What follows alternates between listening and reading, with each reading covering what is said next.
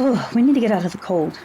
Remind me why we're in New Jersey again? There are cinema assassins on our tail. We have to hide out somewhere that no one wants to be. New Jersey certainly fits that bill. Why don't we hide out in that condemned building over there? By Jersey standards, that's practically a mansion. This looks oddly familiar. I'm getting flashbacks to my childhood. I thought you said you'd never been to New Jersey. I haven't. These buildings are all the same. What buildings? Catholic churches. Ugh. Oh yeah, this is definitely Catholic architecture, designed to make you feel small and insignificant in the presence of God. Do you know what this reminds me of? Dogma. That Kevin Smith movie from 1999. Well, being on the run has never stopped us from conclaving before. Now, where did I leave my gavel? I tied it to a string. It's dangling from your belt. Thank you.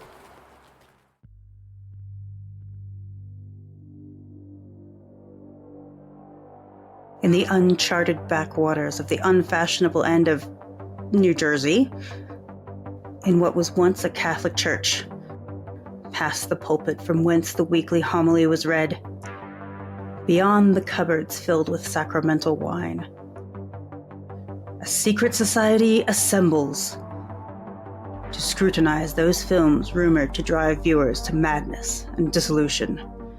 Draw closer, dear listener, and let your trembling ears sup upon the eldritch knowledge of the Cinemania Society. We the fellows of the Lenses Palm do convene to judge if this cinema worthy of our esteem, or whether it should be cast down as worthless hokum. Let us don our friends' judgment. We the fellows... Oh. We, disciples of the Cinemania Society, have studied the mysteries of the motion picture and meditated upon the silver screen for many years. Therefore, we have become inured to the films we scrutinize, which may contain hazards unsuitable to young and sensitive ears. As such, we advise anyone listening to do so with discretion. Guard your ears carefully, lest you develop a severe and irreversible case of cinemania. Present at our conclave today are... Sinquisitor Ethan, keeper of the lenses. I am Scrutinizer Zachariah, guardian of the door. Profligator Daniel, possessor of the word. Verifier Andy, master illuminator.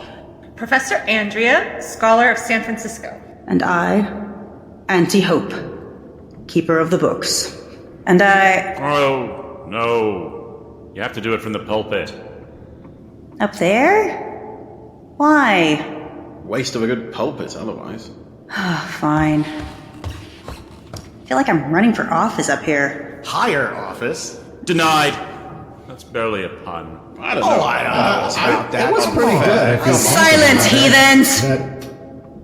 Oh, shit, that worked. All right, then. I, Auntie Hope, will serve as Pontifex of Presentment for today's subject of scrutiny, Dogma, a 1999 film written and directed by Kevin Smith as part of his View Askew Universe series, starring Linda Fiorentino, Salma Hayek, Alan Rickman, Matt Damon, Ben Affleck, and the whole cadre of actors that Smith casts in all of his films. Actually, I think his name is pronounced Ben Affleck. Matt Damon! Matt Damon! Brother Andy will act as master castigator for the film.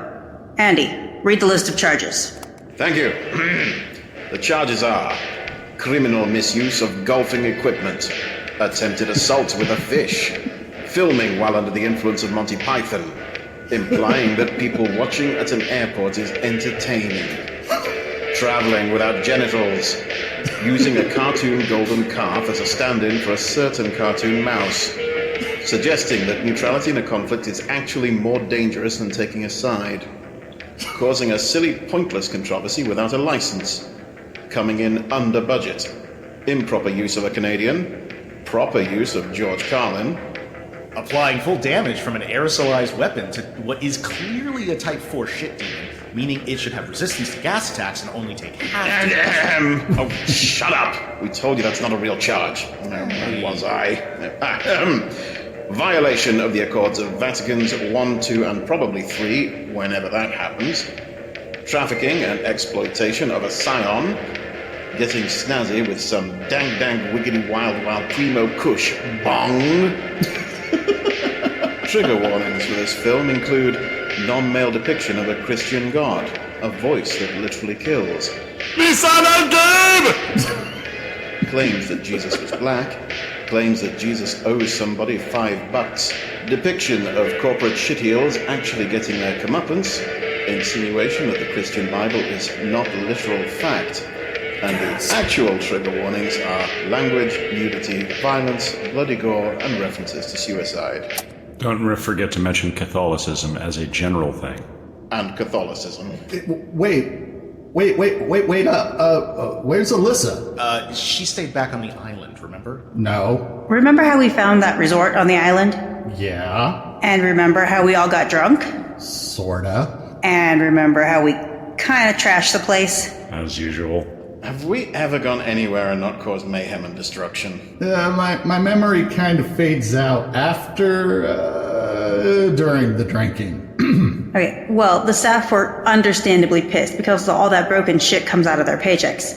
And we were understandably appalled by that. Which is equal parts shitty and illegal, so Alyssa stayed behind to help them unionize. Which takes a minute, so she's still there enjoying the warm ocean air. And delicious fruity drinks. And social justice. Cool. Fight on, sister. Okay, now let's get to the film already. So whoever's going to read this first recap, please read from the book of recap, verses 1 through 3, chapters 5 through 7. Book of what now? I'm getting into the groove up here, right? Just make it up like always. It's like you're making it up. Yeah, just like all religions are making it up. Hey, everyone else has made theirs up. Mine is for real, okay? Of course. Hail's flying spaghetti monster. This is why I'm a necromancer. Ramen to that. Ramen.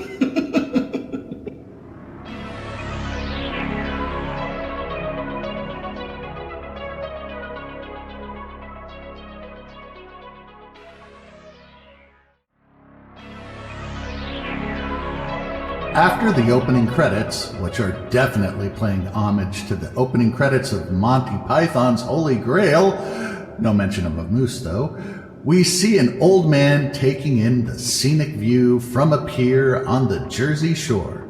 Suddenly, he's attacked from behind by 3 rollerblading, hockey stick-wielding teen hooligans.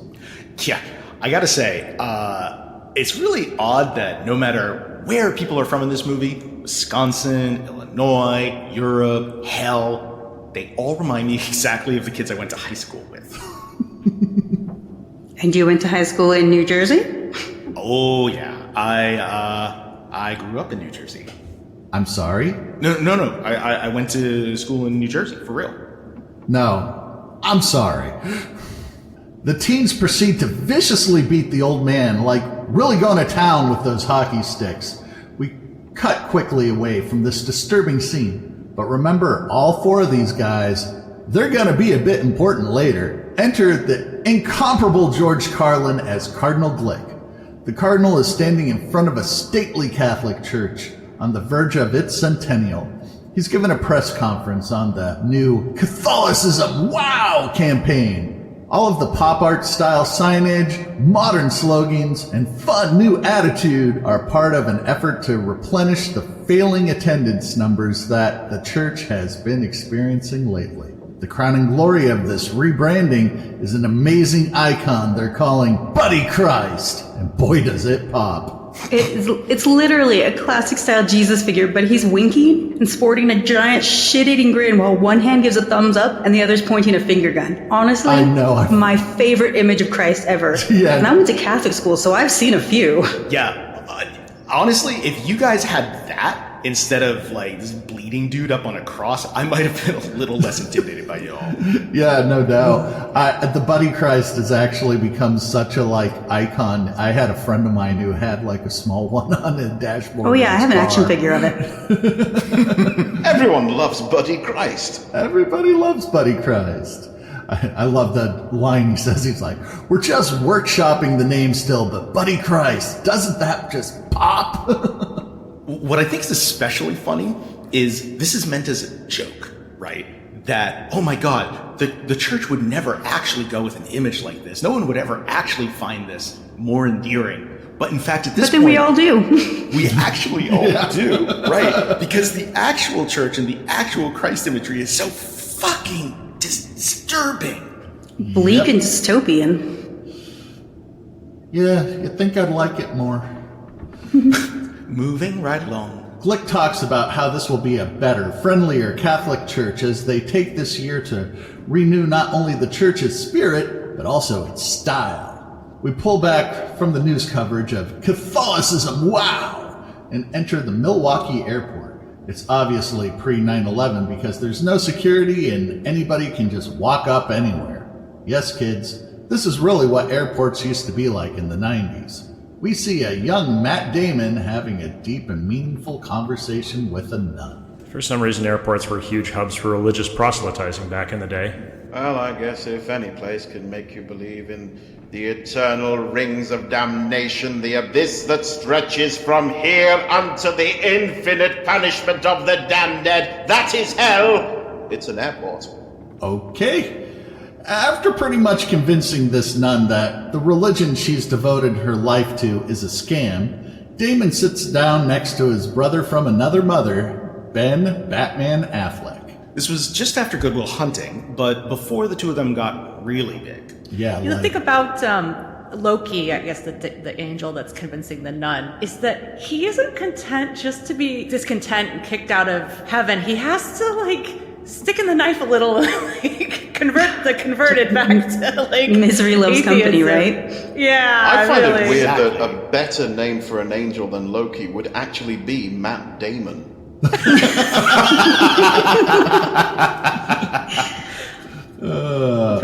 yeah, I love how Bartleby just gives him shit. He's like, you know God exists. You've spoken to him. Why do you insist on messing with these people? Yeah. We learn that the pair are fallen angels.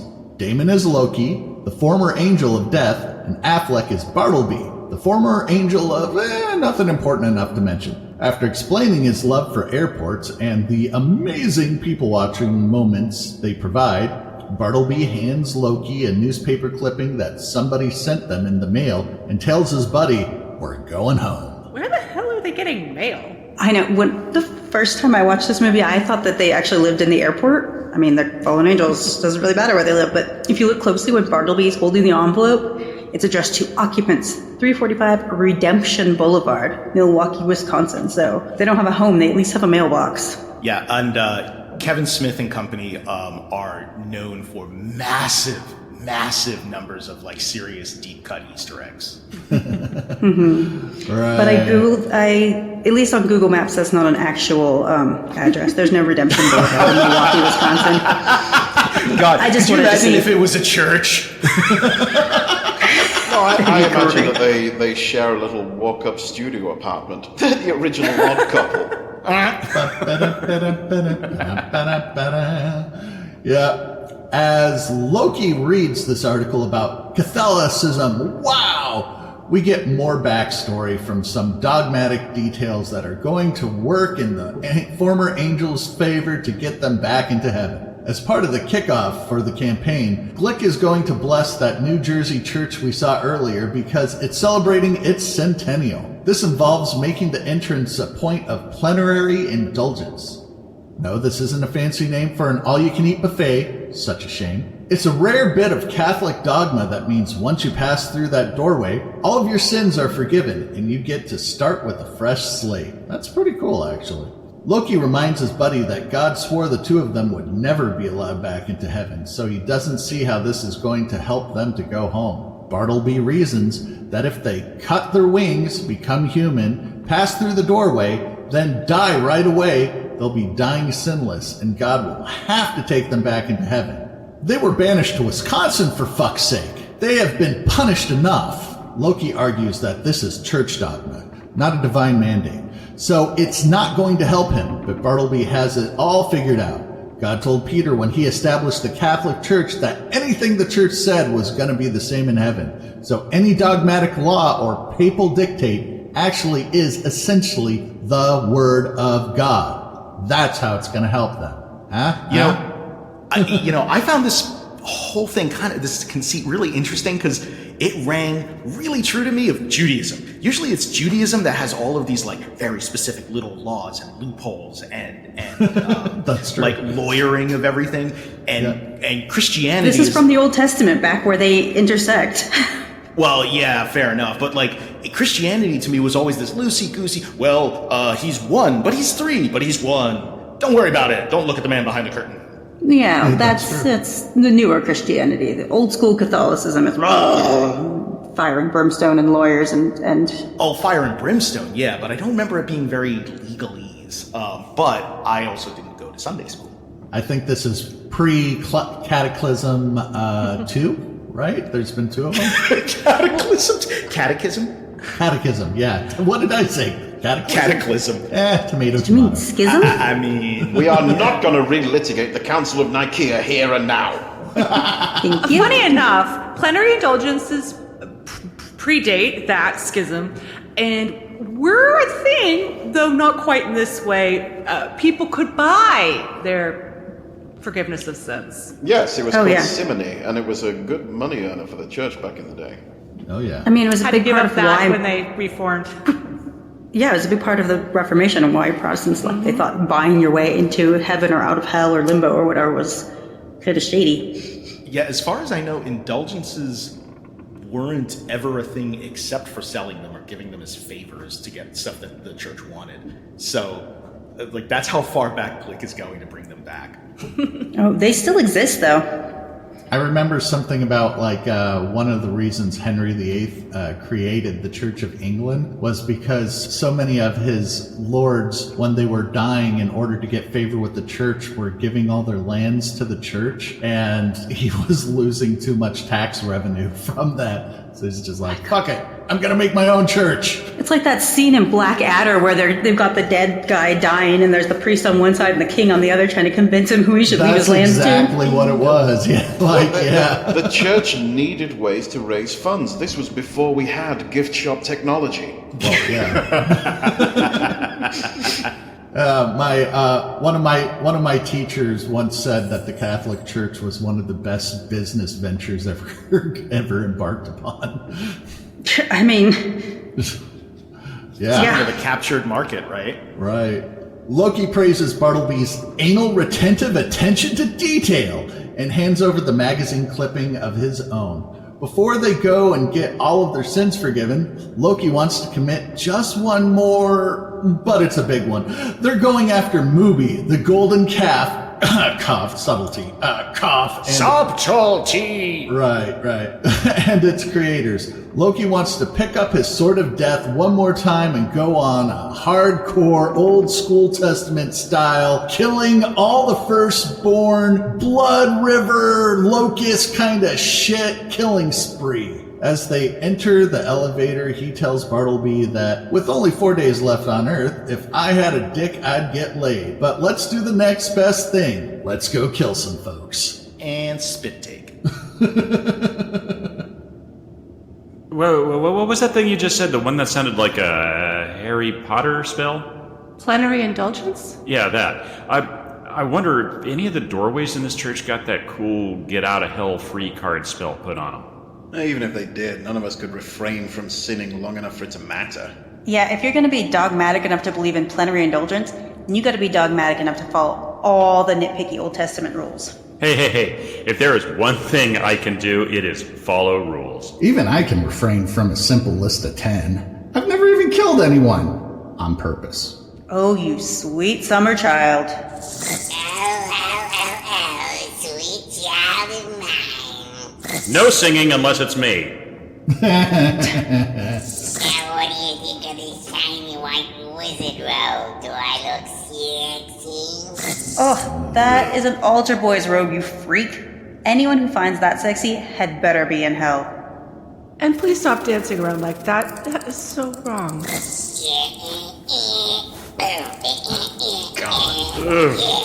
Not to mention...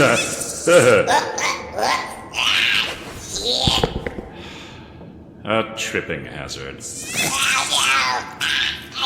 Whoa, watch out for that stack of Bibles. Those look like first edition. Ooh, sign? Oh no, someone catch the Bibles before they topple over into the reliquary. Too late. Holy shit, are those bones? Saints' bones, probably. Why not? Because creepy, that's why. Help, I'm not candles. If I ever get out of this, I promise I'll type up a cheap trash. Stop thrashing around. No, stay away from those votive candles before you catch fire. And now you're on fire. Because that's what you always wanted to be when you grew up. On fire. Put me out. Flail left. No, your other left. Oh, great, it's flailing right up to the altar. And there goes the tablecloth. That's the corporal cloth. The altar's already burned to shit. Hey, the scorch mark's in the shape of a pentagram. Is that normal? Oh, there it goes streaking down the aisle.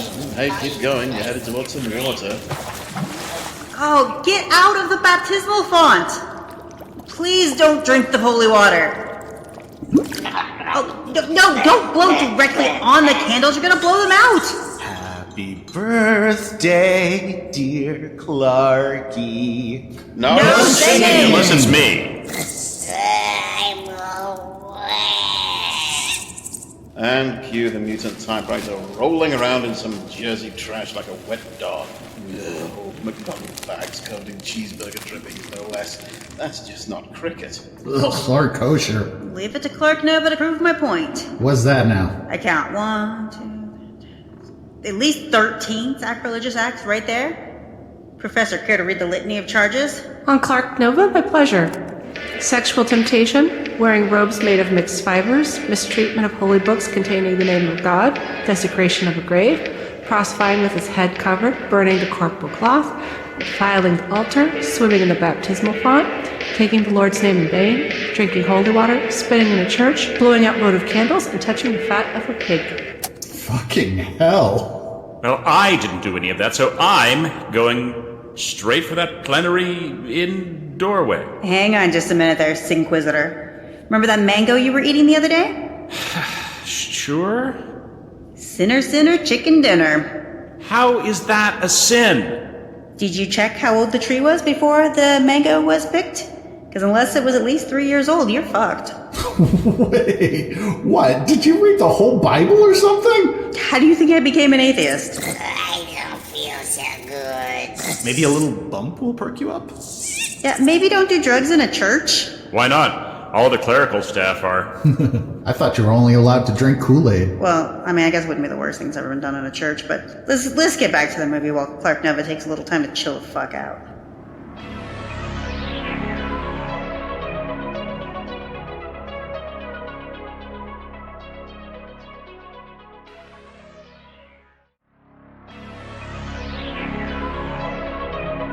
We cut to a Catholic Mass at a church in Illinois where no one is at all interested in what the priest has to say.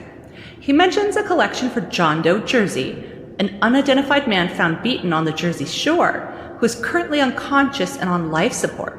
Sound familiar? The camera zooms in on our heroine, Bethany, as she half-assedly recites the profession of faith, and then we see her at work, a women's health clinic, complete with sign-wielding protesters at the door. This movie got a lot of protesters, mostly from folks who did not understand the point of the movie at all. A lot like Life of Brian, you know. Kevin Smith heard about one of these planned protests near him and decided to join. He actually ended up being on the news, interviewed live, and no one recognized him. Actually, they did recognize him. They just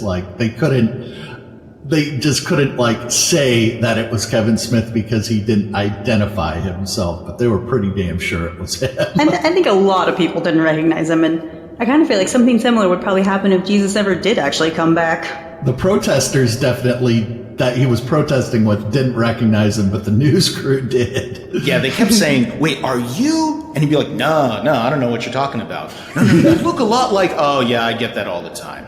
Yeah. The best story, though, is they got really excited for this. So they went all out making signs. Oh, yeah. And then when they got there, one of the other guys had this, really lame ass, I just got a piece of paper and a marker and wrote something. And then he saw theirs, and he was just like, oh. And he kind of hid his behind his back because he was embarrassed about his sign. Now, admittedly, I forget exactly what they wrote, but they had some kind of profanity. Dogma is dog shit. Dogma is dog shit. That's right. So a couple of the like lead protesters were like, "You can't have that here." It's like, what? What's wrong? Dogma is dog shit. I'm like, well, yeah, we know, but you can't say that. It's so. But they still didn't fucking recognize him. Yeah, they were like the most zealous and enthusiastic protesters protesting their own movie. Yeah, no, it was a glorious, like, just self-eating snake, the whole situation. Yeah, you can see the clips on YouTube, might be worth the Google. So next we see a nice suburban house where the demon Azrael, played by Buick Universe alum Jason Lee, and the 3 street hockey hooligans from earlier have decided to kill the occupant and set up their base of operations. A nice air-conditioned base. No pleasure, no rapture, no exquisite sin greater than central air, in case you forget that it's hot in hell. Man, I can't forget that because that's true. And where I live, it gets up to like 114 pretty regularly. And when I have central air, it's a blessing.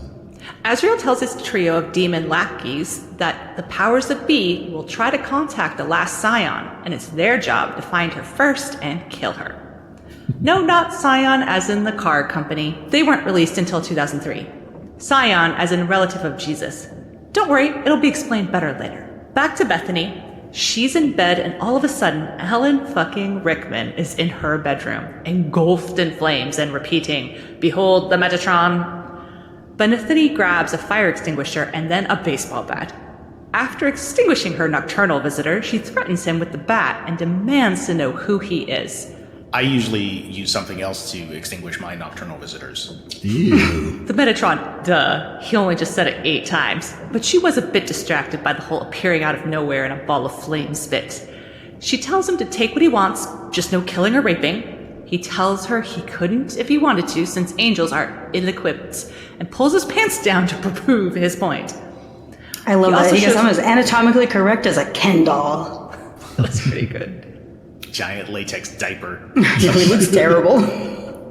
He also shoves off his impressive wingspan, but she still doesn't know who the Metatron is. He admonishes her, "You people, if there isn't a movie about it, it isn't worth knowing, is it?" Well, now there is. I mean, he's not wrong. This movie is the only reason I know what the Metatron is. I mean, I knew the Metatron first as the most bitching power in Mechanicus, the realm of lawful neutralness in D&D. Oh. I thought he was the nemesis of Optimus Prime, but there you go. Alan Rickman, his best line of the entire movie, I think, just due to his delivery, is when he goes, "What are you going to do? Hit me with that fish?" And her baseball bat turns into a fish. But it's just how he just says fish. It's just amazing. Everything about him is Alan Rickman, rest in peace. Yes. So he explains that the Metatron is an angel who serves as the voice of God. Because God's true voice will explode a tiny human body, they went through 5 atoms before they figured out that one.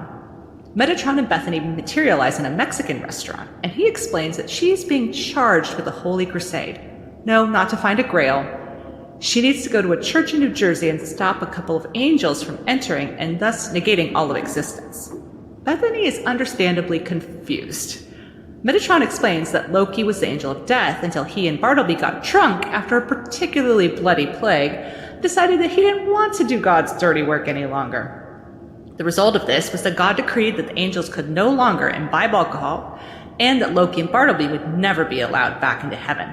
So if their plan to get back into heaven works, then they will have reversed God's decree. And since God is infallible, and it's a founding principle of existence, proving him wrong is a big no-no, which will result in the end of the world as we know it.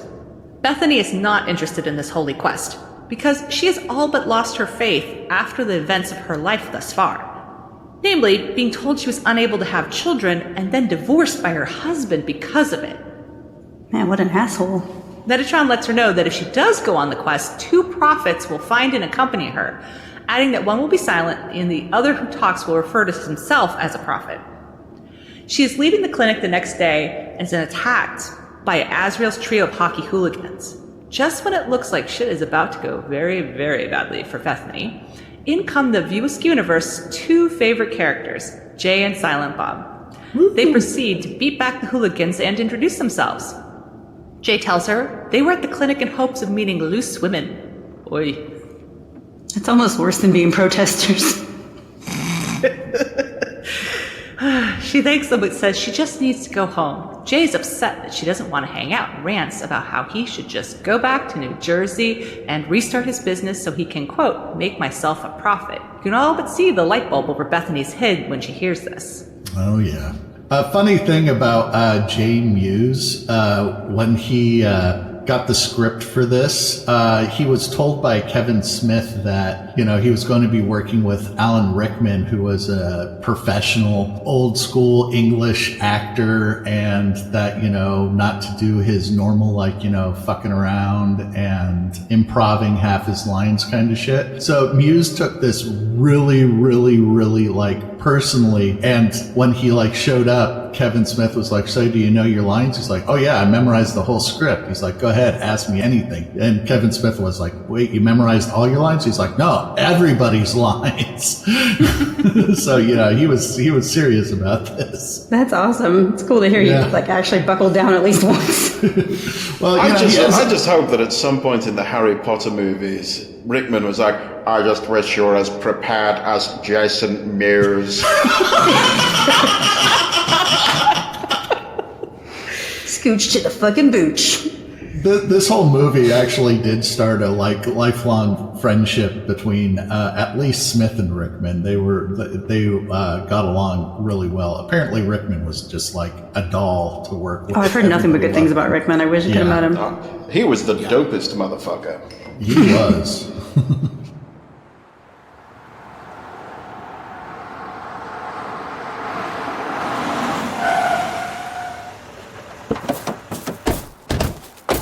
Okay, everybody, time for All Saints' Day. The targets is inside. The plan is to sneak attack, see? Exactly. Bust out with a sacramental knuckle dusters, and Mary, you brought the blessed wood plank, what with all the nails stuck in it? How many times I gotta tell you? It's Marie, not Mary. Silencio! Everyone, won't you take your positions fit for the signal? And then we crucify her.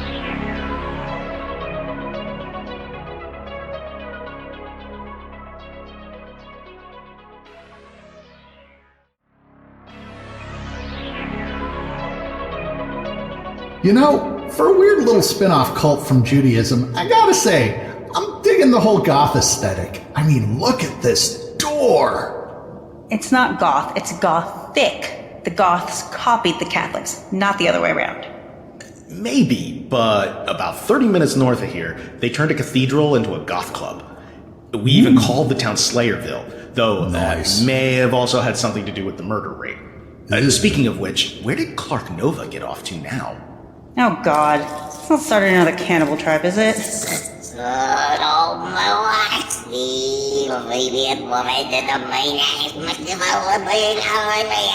What the fuck? Hello? Is this thing on? Do you not understand I'm threatening you? Between Clark Nova and all the looming judgy faces, this place is just getting weirder by the minute. Yeah. Kind of reminds me of my childhood, though. Not to kink shame, but that naked dead guy statue hanging on the wall is really creeping me out.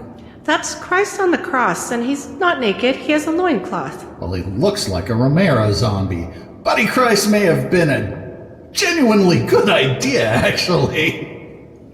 I can't believe I'm saying this, but an even better idea would be to get back to the Conclave. Agreed. Right. Yes, it would. No more thirsting after Christ. Don't kink shame. Loki and Bartleby are in a weapons store trying to buy tools for their vengeful wrath. They creep the fuck out of the salesman while talking about how they destroyed Sodom and Gomorrah back in the day. These knives are nothing compared to a flaming sword, but nothing tops raining down fire and brimstone. This kind of shit is why we need background checks, by the way. but they purchase a big-ass handgun with no issues. Don't they make the Terminator call back to just what you see, pal? Yes, good eye. Wrong. Bang. Bethany, Jay, and Silent Bob have gone to an all-night diner to talk. She tells them she needs to go with them to New Jersey because she was told they would lead her somewhere. Jay isn't interested in any situation that doesn't involve hooking up, so he tries to leave. She convinces them by offering money, and they agree, as long as Jay can drive. Unbeknownst to Bethany, Jay doesn't know how to drive stick and ruins the car, leaving them stranded on the side of the freeway. Bethany tries to flag down a passing Greyhound-style bus, but it refuses to stop. We cut to the interior of this same bus and see Loki and Bartleby discussing their plans on the way to Jersey. Loki determines that a fellow passenger is committing adultery and decides to get back into the Angel of Death business right there and then. He shoots the guy. Everyone flees the bus, and the last we see of our two fallen angels is them walking in what we can only assume is the general direction of New Jersey. I love that bit about how they're arguing on the bus whether or not the guy is committing adultery or not. Yeah, and then he just asked the guy, and the guy's such an asshole about it that you kind of just Are you married? Yes. To her? No. And just that, it's actually just a great, like, Matt Damon moment, just chewing his gum and just, like, casually whips out the gun and blam! Oh, yeah. Whose house? Run's house. No singing! Technically Back right. on the side of the freeway, Bethany is ready to cut ties with Jay and Silent Bob. As she starts walking away, Chris Rock falls out of the sky. Buck ass naked, too. Yeah, that's an important detail right there. Oh, yeah. He tells her that he is Rufus, the 13th apostle, very dead and fresh from heaven. Bethany definitely doesn't remember a 13th apostle, and Rufus claims he was left out because he's black, just like Jesus. They head off down the road to find some food, and we see the hockey hooligans in the background. Instead of pursuing the group, one of them uses his stick to rip a hole in the scene, and they all jump through, literally jumping through reality. Nifty special effects for the time.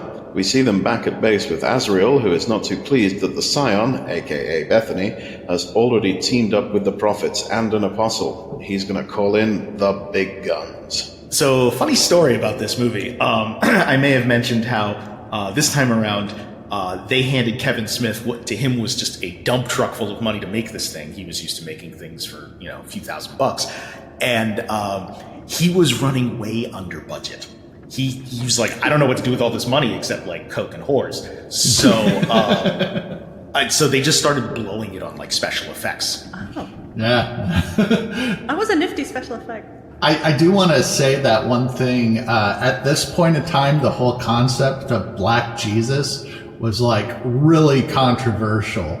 Like Madonna had the Black Jesus in her video for Like a Prayer, and Yes. it really got like people talking about Black Jesus, and all the white Christians are like, no Black Jesus, and everybody went, he could have been, yeah. No Black Jesus. We want that white version of Jesus that was painted by Da Vinci and based on his gay lover. Yeah.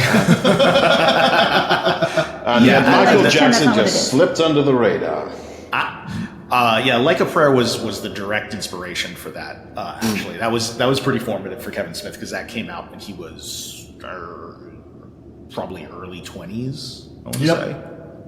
Oh yeah, it was big.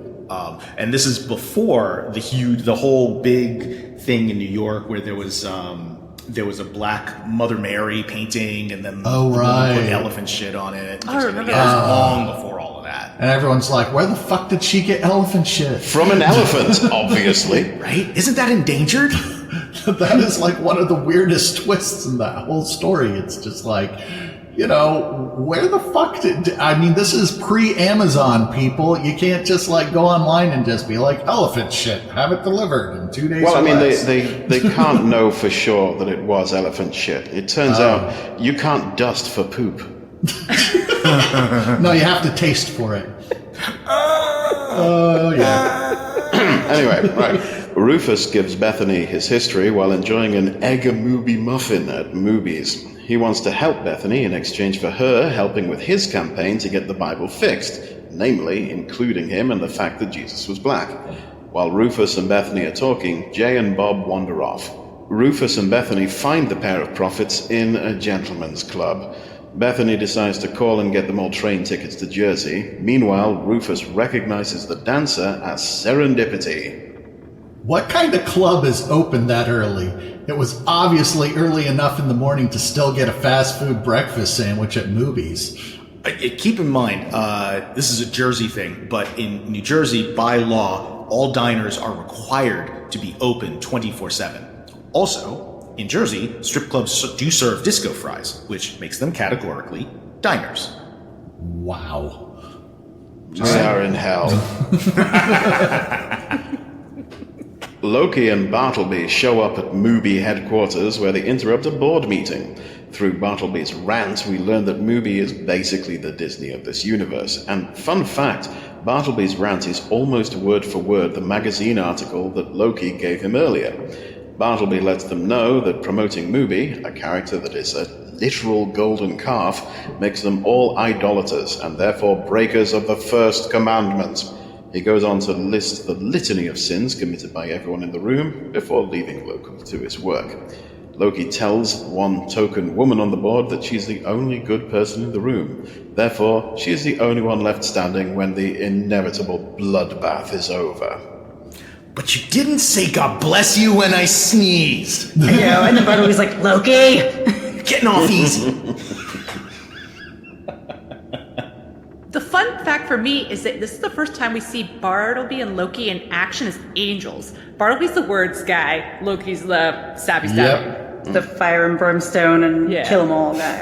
Well, they mentioned that Bartleby's thing was he was a watcher. He watched, and that's why he got so... He knows all their sins.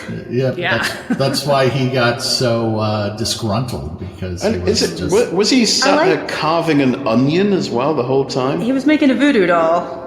Yeah, but he's just carving that thing up without a single tear. He truly is supernatural. He can do anything. I liked how he didn't just flat out say what all the sins were. He just insinuated, like, to each person that he knew what the sins were. He That's didn't true. say explicitly. He's like, and you're his father, or you did the, Right. It's very subtle. Yeah, and just like hearing Matt Damon just like, don't run! As you hear all the gunshots and the blood splattering everywhere. It's just like, Jesus Christ. Literally. It's pretty graphic. Yeah. Yes. Yeah. Yeah.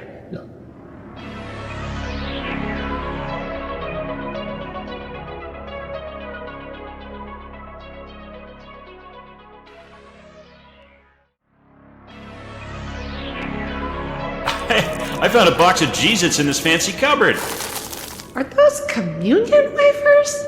Those are meant to be the body of Christ. I'm starting to understand why the Catholicism WOW campaign made sense.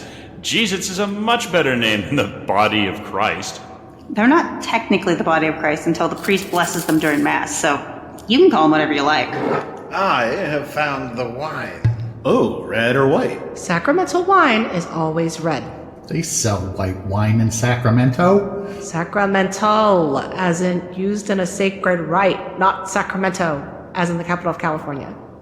Okay. Yes, friend Zachariah, I found this lovely gallon jug of white collar Rossi. Give it a try. Ooh, Jersey ghetto juice. Why? What did you spike it with? What? Nothing. Why would I just did. Can we just use some Boone's Farm Strawberry Hill? No, it has to be red. It represents the blood of Christ. Body and blood? Are you sure this is a Catholic church and not a cannibal tribe? And then? Well, if you're a hardcore Catholic, then you believe that it transubstantiates, and transubstantiation means it literally turns into the body and blood of Christ. But if that's true, then Christ just tastes like stale crackers and cheap wine. And they give wine to children. Only a sip, so they have enough for the whole congregation. Cheap bastards, that's even worse. And you all drink out of the same cup? Yep. I mean, I guess the blood of Christ doesn't have cooties? Either that or the alcohol just kills the germs. That's what I always thought. Zach, what have you done? What? I put the two together. It's like cereal. Holy bunches of oats. Communion Toast Crunch. Honey Nut Christios. Cardinal Crunch. Christ Krispies! You are all crazy and sacrilegious. Sacrilegious? Besides, Frosted Faiths is a way better name. Oh, wait, no, I get it now. If you create a pretend ritual of cannibalism, you don't actually have to do it. Hey, you're right on the money there, buddy. Here, have a cracker. How Talmudic. Back at the club, we learned that Serendipity was an abstract, a muse. Not exactly an angel, but definitely not human. She's about as well equipped as the Metatron, at least below the belt. But she is played by Salma Hayek, after all. Serendipity tells Rufus and Bethany that she inspired not only the top-grossing movies of all time, but also the Bible, arguably the top-grossing book of all time. Unfortunately, the story didn't get written down exactly as she told it, and God was rewritten as a man instead of a woman. She got tired of not getting credit for her ideas and headed down to Earth, only to be stricken by a writer's block. Oh, the irony. Isn't it ironic, don't you think? No singing! I wasn't singing. Technically, that was reciting. You know, if anyone's going to inspire anyone to do anything, it's gonna be fucking Salma Hayek. Wow. That is fair. Their conversation is interrupted by the appearance of the Golgothan, a literal shit demon. Yes, this fucker is actually in the Bible. According to Christian mythology, it was an amalgamation of the excrement released from the many, many sinners who were all crucified on the same hill. Because when you die, you poop yourself. Truth. And according to Serendipity, God hates it when you call it mythology. This is what Azrael sent after them. After others try and fail to defeat this monstrosity, Silent Bob hits it in the face with some air freshener that is guaranteed to knock strong odors out. Womp womp. Definitely. It's a shitty pun, but I'll allow it. Oh boy. So, really briefly, getting back to the whole budget special effects thing, this was where they blew their budget. Yeah. They originally were gonna, cut almost all of this and do it kind of off screen with sounds and and cans flying on Shit the screen. splatters flying around. Well, yeah, because that's just how he does things, right? He's used to doing things on a budget. And like the shooting scene earlier. Right. He thought it would be funnier off screen, but he's like, well, I have all this money. I got the budget for a latex poop suit, so why not? Well, yeah, and actually it was Harvey Weinstein. I feel like now every time we have to say that asshole. I thought it was the Golgothan. No, I feel like it's Poro, right? You have to make the noisemaker every time you hear his name. Yeah, no doubt. But yeah, he was the one who encouraged them to actually have a proper fight scene here, because there isn't one anywhere else in the goddamn movie. He should have been the one in that suit. Yeah, no doubt. He should have been the one in the toilet. Ugh, he's actually slimier than that. No doubt. It was actually because of this scene that it made Kevin Smith really incongruous that people were protesting it. They're just it's wrong about Jesus. He's like, it's a movie with a poop monster. Yeah, right. How seriously can you take it? They're Catholics. They can take anything seriously. Yeah, he's like, but it's got a poop monster. No, that's holy shit. Holy shit. We're back to Loki and Bartleby, who can't get train tickets, and debate busting out their wings to fly to Jersey. Azrael appears and warns them it might not be such a good idea. Azrael lets them know that everyone, from heaven and hell, is trying to find and eliminate them. No one wants them to get back into heaven. He gives the angels 2 train tickets and warns them to lay low. On the train, Rufus and Bethany wax philosophical about the issues with organized religion, etc., while Jay and Silent Bob make friends with Larry and Barry, who we, the audience, know are Loki and Bartleby. Rufus lays down for a nap and Bethany joins the others. She and Bartleby have a very personal conversation, which leads her to thinking he and Loki are a couple. They all talk about why they're each headed to Jersey, while Bethany gets progressively drunker. They talk about losing faith, and Bethany gradually reveals her quest while laughing about the whole thing. Bartleby realizes that Bethany is the last scion, right as Rufus, fresh from his nap, joins them, and they all recognize each other. Because nothing could go wrong with that. Rufus asks them to stop and warns them that their plan is going to undo all of existence. A big fight ensues and ends with Bob throwing both angels off the train. Love Another that bit. Another passenger gawks at him in horror, and Bob utters his one and only line of the entire film: "No tickets." That's not right. He says bye at the end. Or thanks. Yeah. Well, It doesn't. At the end, it's just one word. This is his only Yeah. line. At the end, it's a single word. Good point. Right. No tickets. Back in the day, you used to watch these movies just waiting for the single Silent Bob bit. I know. The thing. Because it was always good. He made his lines count. The fact that Kevin Smith gave himself what he referred to as the Marceau part was because he didn't trust himself as an actor. And it's so funny that this is the fucker who started a podcast network and stuff. And, especially in his days when he was smoking a ton of pot, he just would not shut up. I went to a showing of Red State that he did, and just they actually had to pull him off the stage after the showing when he was talking and talking. He just would not shut up. I mean, So he eventually did find his voice. People were actually leaving because they're just I think I've had enough Kevin Smith talking. So. Yeah, he was always a talkative motherfucker, but oh yeah. The thing is, back in the day when these movies were still coming out, he was doing conventions and stuff like that, because at this point he was famous enough, and he would talk there, but YouTube wasn't a huge thing yet, so it wasn't as easy to see unless you saw him in person. Then he got the podcast, then he got everything else, then he started making the recordings of him doing the one-man shows, and now everybody knows he's a talker. Yeah. Yeah, but beforehand, you would just wait on bait, I think the most that you heard him talk was in Chasing Amy when he tells that story at the end, Right, and that was the gag there, that he's only got one line, but it's 4 minutes long. And he may only say the one line, but he's incredibly expressive the whole time. Oh, yeah. It's he's talking through it, because you can tell exactly what Silent Bob is thinking and doing. Oh, yeah. Just from his face. Or he looks at Jay, and Jay says what he wants him to say. He communicates silently to Jay. He is very much the Harpo Marx. Or the Chewbacca. Right. So now, obviously, throwing the angels off the train doesn't kill them. In a parking garage, Loki is having second thoughts about the whole thing. He just thought they were going to stick it to the man. He didn't realize they were going to undo existence. Now, Bartleby, on the other hand, goes on a huge, long rant about how unfair everything is, how much they deserve to go home, how humans don't deserve everything they've been given, and all that. Loki compares Bartleby to Lucifer and says he wants out. He's ready to go back to Wisconsin, but Bartleby is having none of it.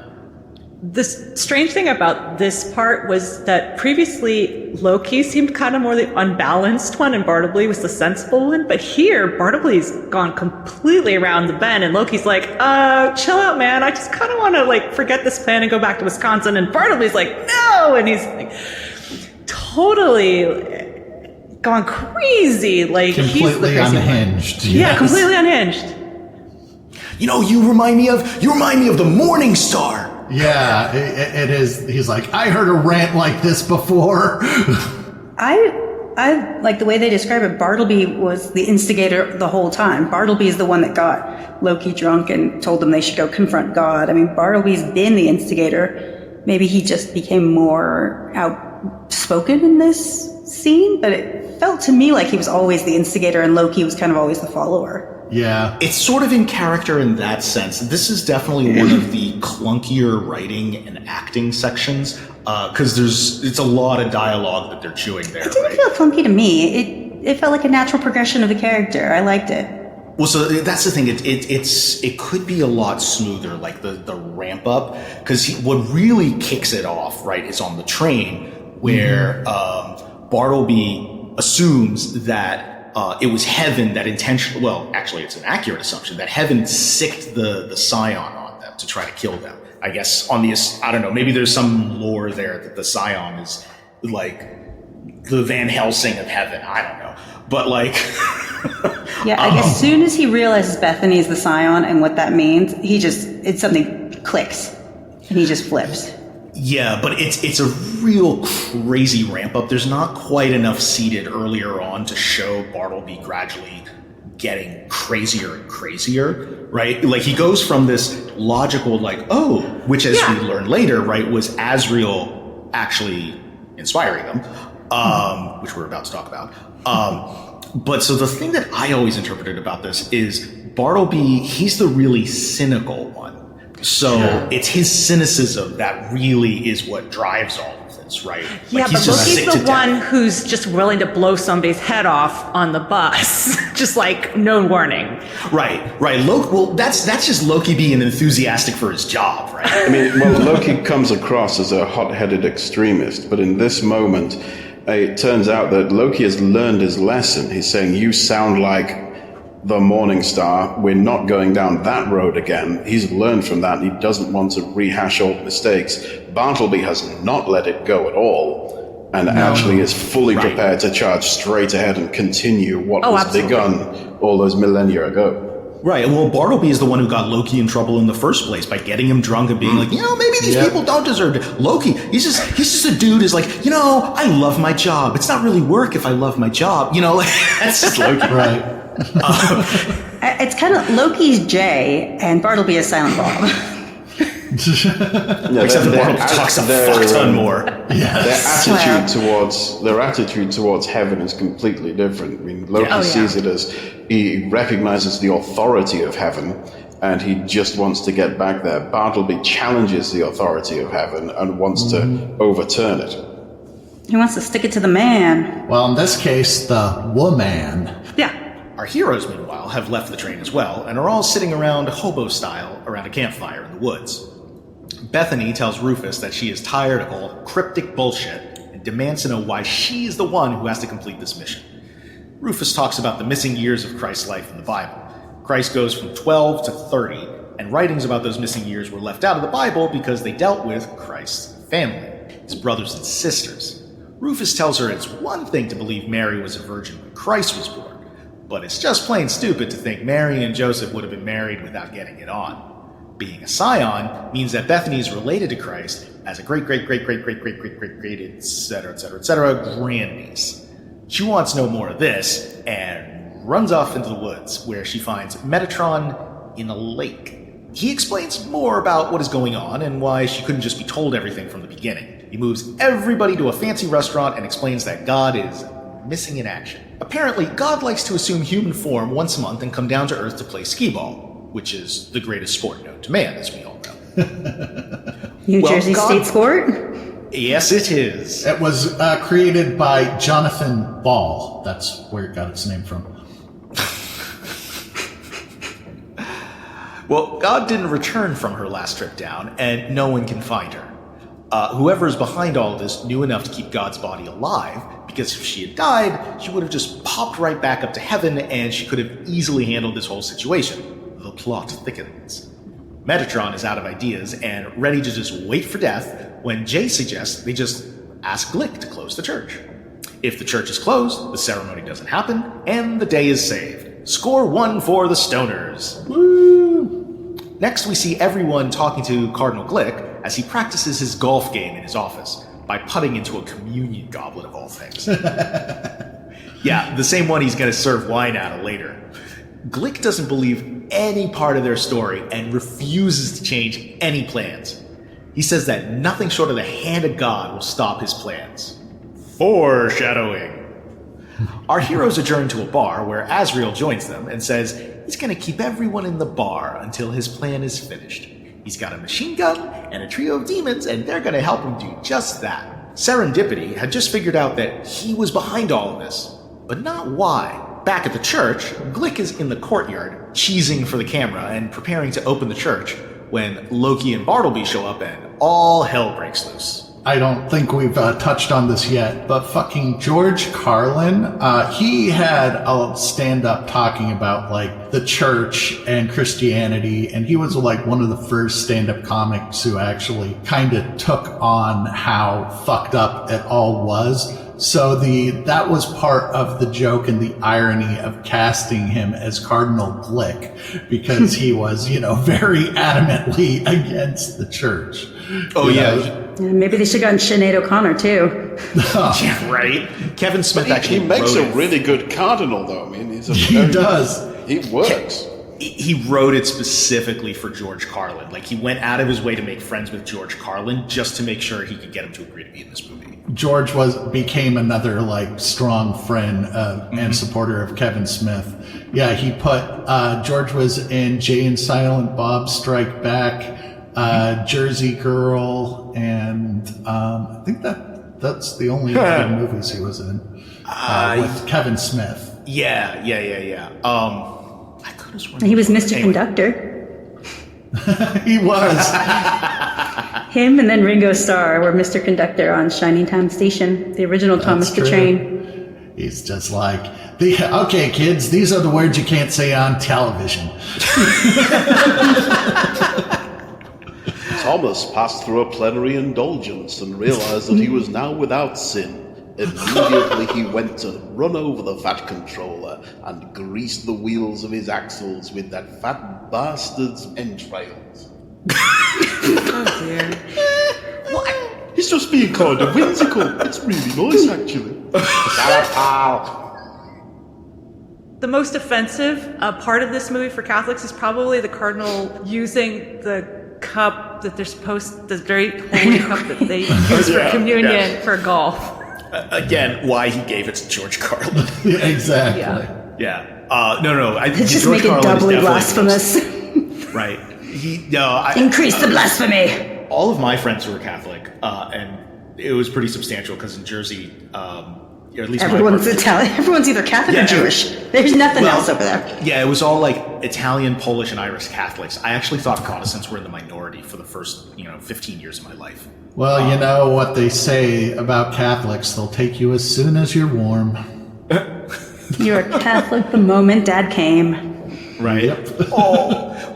So they all agreed. Like, George Carlin's performance as the cardinal was actually the most offensive thing because it's portraying a Catholic being really un-Catholic, and knowingly so. And I've never met a member of the clergy with an actual personality. Back in the bar, Serendipity starts to explain why Azrael hatched his plan. Apparently, Azrael was also an abstract. He was inspiration. So when there was the Great War between the faithful and the rebels after Lucifer's uprising, Azrael refused to join his side and was cast down into hell. He wants his revenge and doesn't care who he takes down with him. He's the one who kept God on Earth, and he's the one who fed the idea to Loki and Bartleby. Demons can't transubstantiate to become humans like angels can, so that's why he needed Loki and Bartleby. While Azrael is monologuing, Serendipity sends Bob the idea to hit Azrael with the golf club that he stole from Cardinal Glick. Azrael figures this out and just says, "Go for it, hit me," assuming he's not going to feel much of anything because he's a fucking demon. It turns out Glick was the kind of bastard who would bless his own clubs, so that makes the golf club, technically, an instrument of God, and crushes Azrael's chest with one hit, bones flying, black ooze coming out. Yeah, it's pretty gross. It's impressive.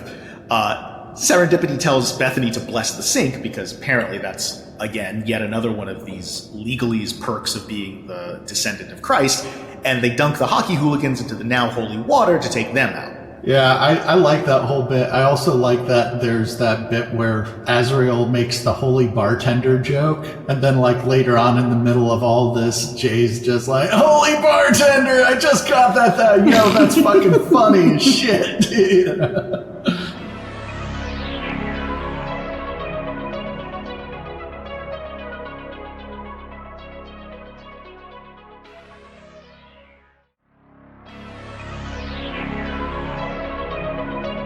Oh, look, more creepy statues.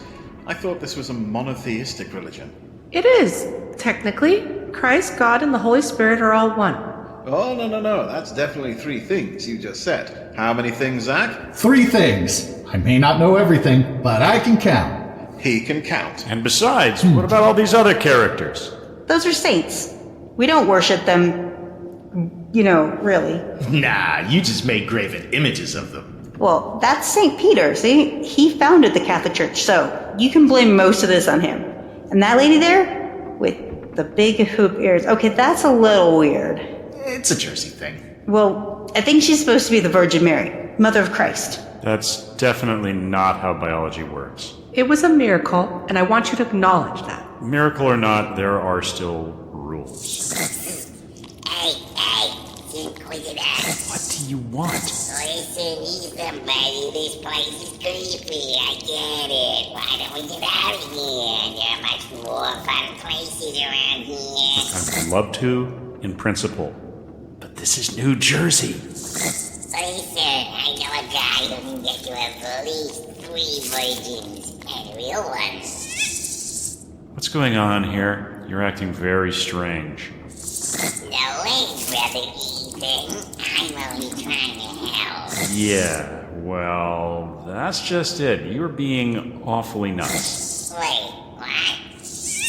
Hey, everybody. Who's this weirdo? Oh, that. That there is St. Julian the Hospitaller, patron saint of boatmen, carnival workers, childless people, circus workers, clowns, ferrymen, fiddlers, hospitalers, hospitality ministers, hotel keepers, innkeepers, hunters, jugglers, knights, murderers, pilgrims, shepherds, travelers, and wandering musicians. Hot God Yard, hot God Yard. No singing. It's me. Wait, so you have a patron saint of carnies? That's quite the resume on this guy. Did he leave anything for the other saints? Oh, and assassins. He's also the patron saint of assassins. Oh, Dun dun dun! that explains why he looks so menacing. That or maybe because he's the patron saint of carnies. Hey, did he just blink? Statues don't blink. That's not how stone works. I could have sworn. You're seeing things. I told you not to drink that whole jug of wine, and don't discriminate. Everyone gets a patron saint. Don't tell me not to drink my jug of wine. Dude, that was Carlo Rossi. You're gonna have such a headache tomorrow. Yeah, well, that's just like your opinion, man. So everyone drives to the church and finds absolute carnage. One of the torn banners in the background now reads, Catholicism, ow. Loki tells them that Bartleby has completely lost his shit and just been dropping random people from the sky. It started with everyone who was there for the centennial, and he ran out of churchgoers and just started grabbing random people from the street. Loki's wings have been cut off and he's drunk, so we know he's human now. Serendipity frantically asks if he's gone through the archway yet, and Bartleby yells down, no, he hasn't, as he comes down and rants and rants and rants about how he doesn't care if everything's over. Humans don't deserve this world, etc., etc. Loki has a crisis of conscience and tries to tell Bartleby to stop, but Bartleby is too far gone at this point and kills Loki. Can you believe that? He killed his partner? Yep, nothing was going to stand in his way. Yeah, at this point. Yeah. While everyone else is attacking Bartleby, Bethany and Jay are hiding behind some boxes. She laments, what the fuck kind of deity gets kidnapped? And through their conversation, Jay references John Doe Jersey, who's on life support at the hospital that is conveniently just across the street. Bethany has an epiphany. She asks Jay if there's a place nearby to play skee-ball, which he confirms, and she has all the info she needs. She tells Jay to stall Bartleby and keep him from entering the church. So, it's not as convenient as you might think. I mean, it's Jersey. It's not that big. So, everything real close together. Good point. This bit's pretty fun, though, because earlier on, when Jay keeps trying to hook up with Bethany, like, it's just kind of a constant theme. Jay's always trying to hook up with somebody. Oh, now I know where you're going. He keeps trying, and she keeps turning him down. He's like, oh, no, what if we're in a situation where there's like 5 minutes left to live, the world's about to end? She goes, in that extremely unlikely situation, then I'll fuck you. And while she's talking to him, he's pulling down his pants and whipping out a condom, and she goes, what are you doing? It's like, there's 5 minutes, the world's about to end. We only got 5 minutes left to live. You said you'd fuck me. And then she realizes what's going on when she tells him. But if he believes the world's about to end, why the condom? Oh, yeah. That only just occurred to me. You know what? Good, He's just respectful like that. Yeah, good on the boy. Good on the boy. He doesn't take no for an answer, but he puts on a condom. I mean, you know. But then when she runs off and she's like, stall Bartleby, he gets up and goes, how am I supposed to do that? And he's waddling with his pants around his ankles. It's a great scene. Anyway, the next thing we see is Bethany running into the hospital. She looks like a salmon trying to swim upstream against the crowds desperately fleeing, while a calm voice on the hospital PA says, I repeat, this is not a drill. This is the apocalypse. Please exit the hospital in an orderly fashion. Thank you. How did they know it was the apocalypse? They have a recording for everything, man. I don't think it was recorded. I think it's just someone over the PA. But I mean, it's New Jersey. Wouldn't you be prepared for the apocalypse? You mean Tuesday? Yeah, right.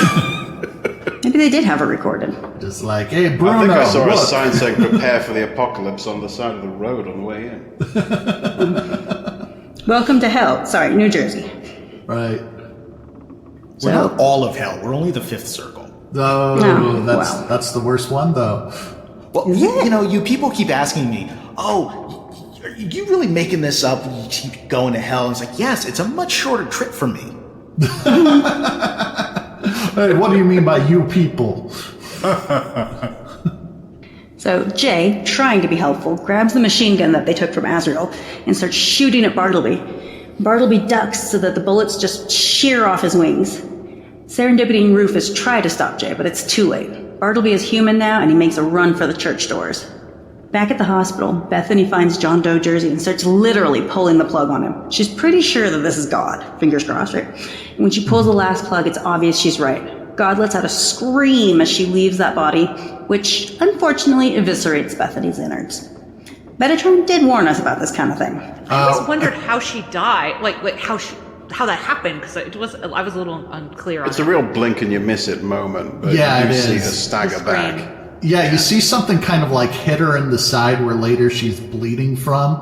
Like Right. something got like chucked through her from just the blast of God leaving Bud. I thought it was just like a bunch of internal bleeding and she just started bleeding out. No, that was like, isn't that the actor Bud Ward? Or maybe I'm getting his wrong, but he was the kid in, what was it? Maude and... Harold and Maude. Harold and Maude, yeah. Yeah, he's an older man now, but yeah, I think that's, the actor's name is Bud Ward. Court. Oh, Yeah, he's the one who is John Doe Jersey / God. But nope, it's Bud Court. Court, that's what it is. I was thinking, yeah, Bud Ward, the Ward I was thinking that Wasn't might he be the like, original Robin the Boy Wonder? Yes, exactly. That's what I thought I was going. That was Burt Ward. Burt Ward. Yeah. But also, the reason that I think Kevin Smith put it in the whole thing of God being like stuck on life support was topical to the time because Right to Die and stuff. What was the name of that doctor who like had the suicide? Kevorkian. Yeah, Kevorkian was in the news. Well, and even more so, Terry Schiavo. Right. Who were they again? I'm like blanking. Terry a little bit. Shivo was the woman who was on life support, and her husband wanted to pull her, but her parents were born agains or something like that, and so there was a big, Yeah, and it had just been a couple of years earlier that it had gone to court. It was huge on the news.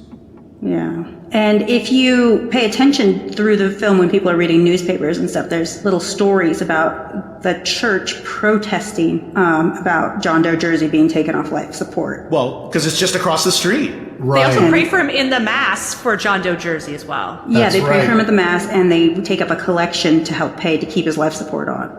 Because they don't believe in ending, that anyone but God should end your life. Yeah, and I think Kevin Smith was putting in a lot of his issues with the Catholic Church, and that being topical at the time, I think that's one of the reasons it got written in like that. Just my 2 cents, though. Yeah. Ironically, in this case, it kept God on Earth. Exactly. Womp and womp. Yeah, shot themselves in the foot. You use your own rules against you. Exactly. Their own Now- dogma. Could you imagine, though, if it turned out that Bethany was wrong in her hunch, and her last act on Earth before she dies, or really everyone dies, is she murders an innocent man? And Well, you goes see, to hell for that's, it. Yeah. that's in the director's cut of Dogma. She actually goes down the whole ward just in a rampage of death. Just unplugging everybody. Yeah, just silencing the light from old people left and right. An entire ward Maybe she of should bodies just go to the left in a basement and wake. hit the power switches, just hit the fuse box, cut everything off. So from what I understand, this has changed over time, but Kevin Smith is not one of those directors who's like, he gets it in one take, right? Like he'll try different things. He likes to let people improv. Are folks familiar? There's a really infamous director's cut, completely different ending version of Clerks. Yeah, the one where Dante gets shot. Yeah, I do remember that. Yeah, and the last thing he says is, but I wasn't even supposed to be here today, and dies. Yep, it did not screen well. No, they all thought it was too dark. So it is distinctly possible that there is something exactly like what you're describing, Brother Andy, in the can. Oh yeah, she did more damage to that hospital than the Joker. But in Speaking of true great- Joker fashion, she walked away without looking backwards at the explosion. She's a badass. Speaking of like great improvs right there, you know the thing about that take, right? Where he like hit Heath Ledger, he was supposed to walk away, hit the button and the hospital blows up, but he hit it and there was a delay on the explosions and they said, just keep going with it. So that's when you get that great Joker moment of him like, looking back at the hospital and just kind of shrugging and just being like, what the hell? And then it blows up and, it just turns out to be just this perfect Joker moment, but it was unplanned. Nice. So last we saw was Bartleby making a mad dash for the church doors while Serendipity and Rufus were trying to stop him. Just as Bartleby opens the church doors, we see Metatron and Alanis Morissette on the other side. Fuck yeah. Yep. That's who's playing God. And I'd believe God's Canadian. I don't know. See, here's the thing. I know God mostly from the Old Testament. Right. That God is not nice enough to be a Canadian in the Old Testament. But this is Bloody Christ now, remember? I know, this is the Christ. newer, kinder, gentler God. But we do agree that Celine Dion is the devil. Yeah, of course. She's all but got horns now. God's Canadian, the devil is French Canadian. That makes sense. I think Canadians would agree with that. Yeah. Excuse me, Quebecois. Yes. There's great fishing in Quebec, that's what I know. Oh, also speaking of things that were topical and stuff, this is really what pushed the, God is female dialogue. Just like, why does God have to be a boy? God is God. God can be a woman. God can be whatever it wants. Oh my God. Yeah, So this it wasn't the first thing, but it definitely threw it in everybody's face, yeah. And casting Alanis Morissette as God was a coup. Everyone was just like, like they saw her show up on the screen and she really hadn't done any acting since, you can't do that on television. Well, and she has a voice that destroys mortal forms. Right. Exactly. But Hope, what were you going to say? This reminds me of a story from when I was in probably either kindergarten or first grade when I was in Catholic school. So somehow I didn't get the message that God was supposed to be this big bearded man in the sky. The message that I got was that God was kind of like a concept more, but God wasn't a person. God was like ephemeral and just could be anything, right? Like compound interest. Yeah, just like that. Made no sense. So they asked us all of us 5 or 6 year olds, draw a picture of God. And I asked my teacher, how do you draw God? You can't see God. She's like, just draw whatever you think God is. I was like, all right. So everybody drew like the classic white Jesus. And I was like, I don't know. I just drew a big cloud, like a big abstract sort of cloud smiling down on everybody. Aww. And so when they put them all up for like parents' night or back to school night or whatever, they put mine in the middle with all the white Jesuses around it. And according to my mom, it like ended up in the newspaper or something when they were like sharing pictures from like the school, because our church was pretty big in the community. Right. But somehow I did not get the message that God was supposed to be a big white man. I don't know. The whole thing just turned into a mural of tech bros worshipping Bitcoin. Yes, exactly. And, I was ahead of my time. Yes, you were. I had exactly the opposite experience. So when I was in like first or second grade, right? It was just one of those random and it was to draw a scene from the Torah, right? I think we were on something in the middle of the Moses stretch, right? Please tell me you chose something bloody. Oh, yeah. But I think I did one of the plagues or something like that. But so what I drew was God as this like big bearded face looming out of a cloud, a little bit, but it was very much inspired by Monty Python. Yes. Right? Showed me Monty Python. And I got in trouble because in Judaism, you're not supposed to show the face or the form of God. You're not even supposed to say his name. Look, it's fine to draw all the foreskins of the Philistines being gathered together as an offering, but you can't show the face of God. Yeah, pretty much. Pretty much. That's I in there. forgot about that part. I drew something like that and got in trouble in Hebrew school as well because I did a really graphic portrayal of David and Goliath right when the stone hit Goliath's head, and I was making bone fragments and stuff fly off, and you could see brains and stuff. I mean, it was to me, it was just still little kid and crayon and stuff, but they're just we need to talk about Zach. Yes, we do. But all that to say, Hope, you were already way further ahead spiritually. Oh, I was already liturgically questioning stuff. shit. Yeah. I remember my dad taking me to church, and they always do a reading. Before the priest does their homily, just like the sermon, someone does a reading, and they say, blah, blah, blah, blah, blah, chapter something from the book of Luke, or the book of Mark, or the book of whatever. And then at the end, they close it out with, and this is the word of God. So I remember on the way out asking my dad, I said, why do they say it's the book of Luke, or whatever? And he goes, because Luke wrote it. Well, then why do they say it's the word of God if Luke wrote it? I was well, God told her to write. Stop asking questions. Shut up, eat your vegetables. God didn't have a pencil that day. Right? Well, yeah. Shut up and but take your communion waivers. So this moment with the drawing the bearded God in the sky thing was actually one of the first things that was set me off on my path of, fuck you too then. Right. My path was just guys, this doesn't make sense. And then and they were like, it's not supposed to. I was I'm pretty sure everything's supposed to make sense. And So they lost I me. have a question. Coming back around to the original thing that got us off topic here, around God portrayed as a woman. One thing I stood out to me later that did it even sooner was there was a counting blue cars. It was a By Dishwalla. Dishwalla, right? Thank you. And it was because they used the female pronoun.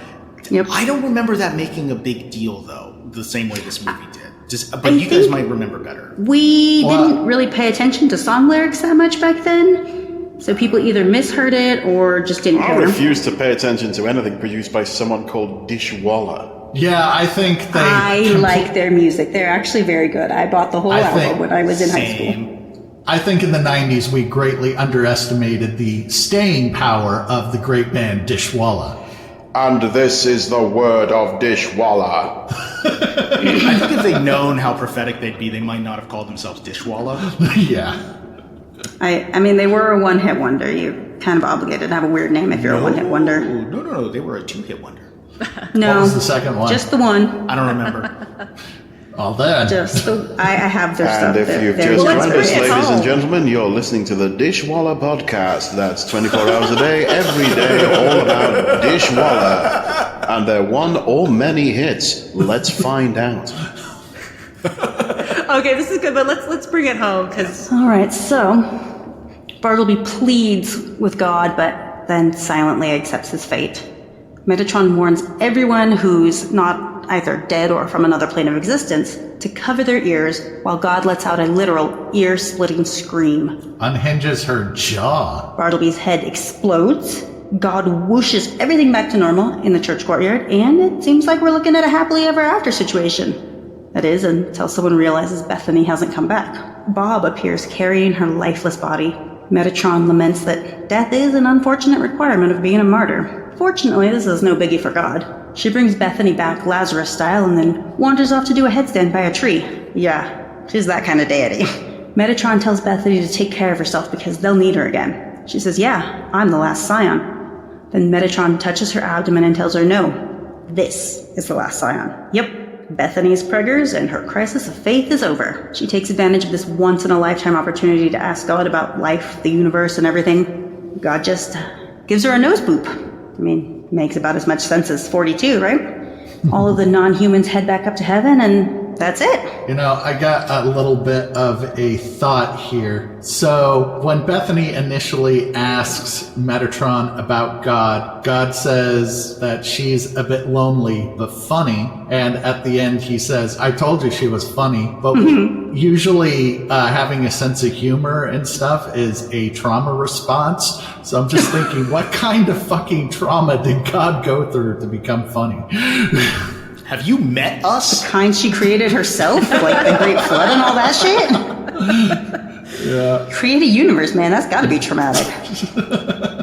If it's anything like childbirth, I believe it. Fuck. I'm telling you, I saw the statue with the skates move. I'm sorry, did you say skates? Oh, that one's Saint Lidwinda. She's the patron saint of ice skaters. How the hell do you have a saint of ice skaters? There's a saint for everything. How the hell does a statue move? Because it didn't. All this ominous religious stuff is just messing with your head and making you paranoid. I'm not paranoid. Forget St. Tanya Harding. The St. Peter statue keeps staring at me, like it's judging me. I don't like being judged. I like being the one who judges. Hello, Kettle? This is Pot calling. St. Peter, he founded the Catholic Church. Being a judgmental prick is like his whole thing. What about this big armored dude with the fez under his hood? St. Adrian of Nicomedia? Well, a fez is weird. He's supposed to have a helmet. Hey, yo, my bad. I feel like a Kentucky Fried Idiot. Now I'm being paranoid? Look out! He's got a sword! What kind of a saint was Nicomedia? Patron saint of plague, arms dealers, butchers, guards, and soldiers. So basically, the patron saint of fucking you up. That's no saint. That's a cinema assassin. Is it a signal? So is that one. Oh no. Not just any cinema assassins. They've set the Knights of Continuity. Get him.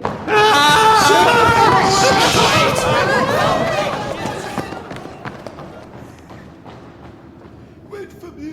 My knees have collapsed. My ankles are basically chalk at this point.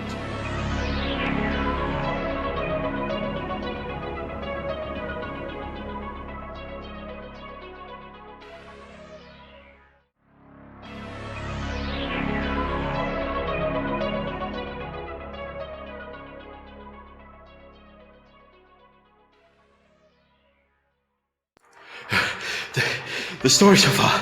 Finding refuge from the diabolical apocalypse of New Jersey, the group decided to shelter in an old church and hold a conclave.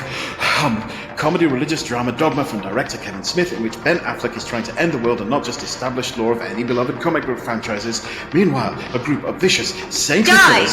Die, you heretic schmuck! Jesus, Joseph and Mary! It's Marie! That one was on me! Oh my goodness. I'm going to hit you with a pancake. We need to find weapons. Can we whip up these long strings of anal beads? Those are rosaries, but under the circumstances, yes. Well, you'd have to be a serious tight ass for those to work as anal beads. Back! What is the law? Are we not men? No! Fly, you fool! The Knights of Continuity have an unbroken killing streak. Over here, get behind these statues. Who is this lady? Really? Now? Knowledge is power. That's Hildegard von Bingen. She's the patron saint of riders. That definitely applies to us. What about this bird dude? You mean the Archangel Gabriel? The X-Men? Yeah, he's the patron saint of messengers. Podcasters count. Do you actually believe in any of this? Not really, but I mean, they are the biggest statues here. Wait, where's Brother Andy? Over there. The one that looks like St. Peter's got him. Oh no. He's going to judge him. Can I throw this weird metal ball thingy? Oh, yeah, that's an incense decanter. It's probably full of ashes. Good enough for me. 1, 2, 5. Yeah. Motherfucker. Andy, over here. I thought I was done for. That was a good shot, wasn't it? You know, I don't normally give compliments. But... Well, I'm not about to start now. The smoke is clearing. I see them cowering behind the statues. We need a proper distraction. Daniel, my brother, I will offer to serve you in this life and make you all powerful, and all it will cost you is... Yeah, just sure, great, whatever. Go make it happen. Hey, what the hell? What the hell is there? He's tripping us up. Nice! They're getting tangled up in those robes he was playing in. Quick, leg it while they're distracted. In here.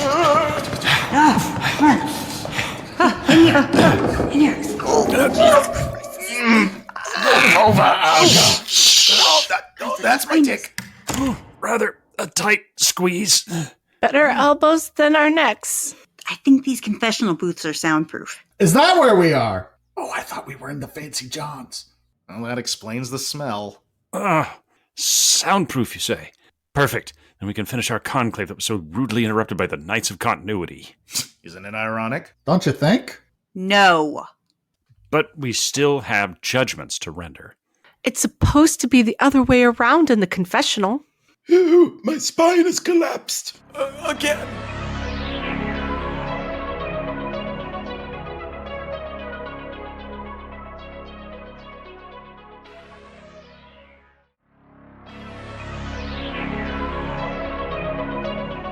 Oh, all right. Well, since that's all said and done, maybe we should all pass our judgment.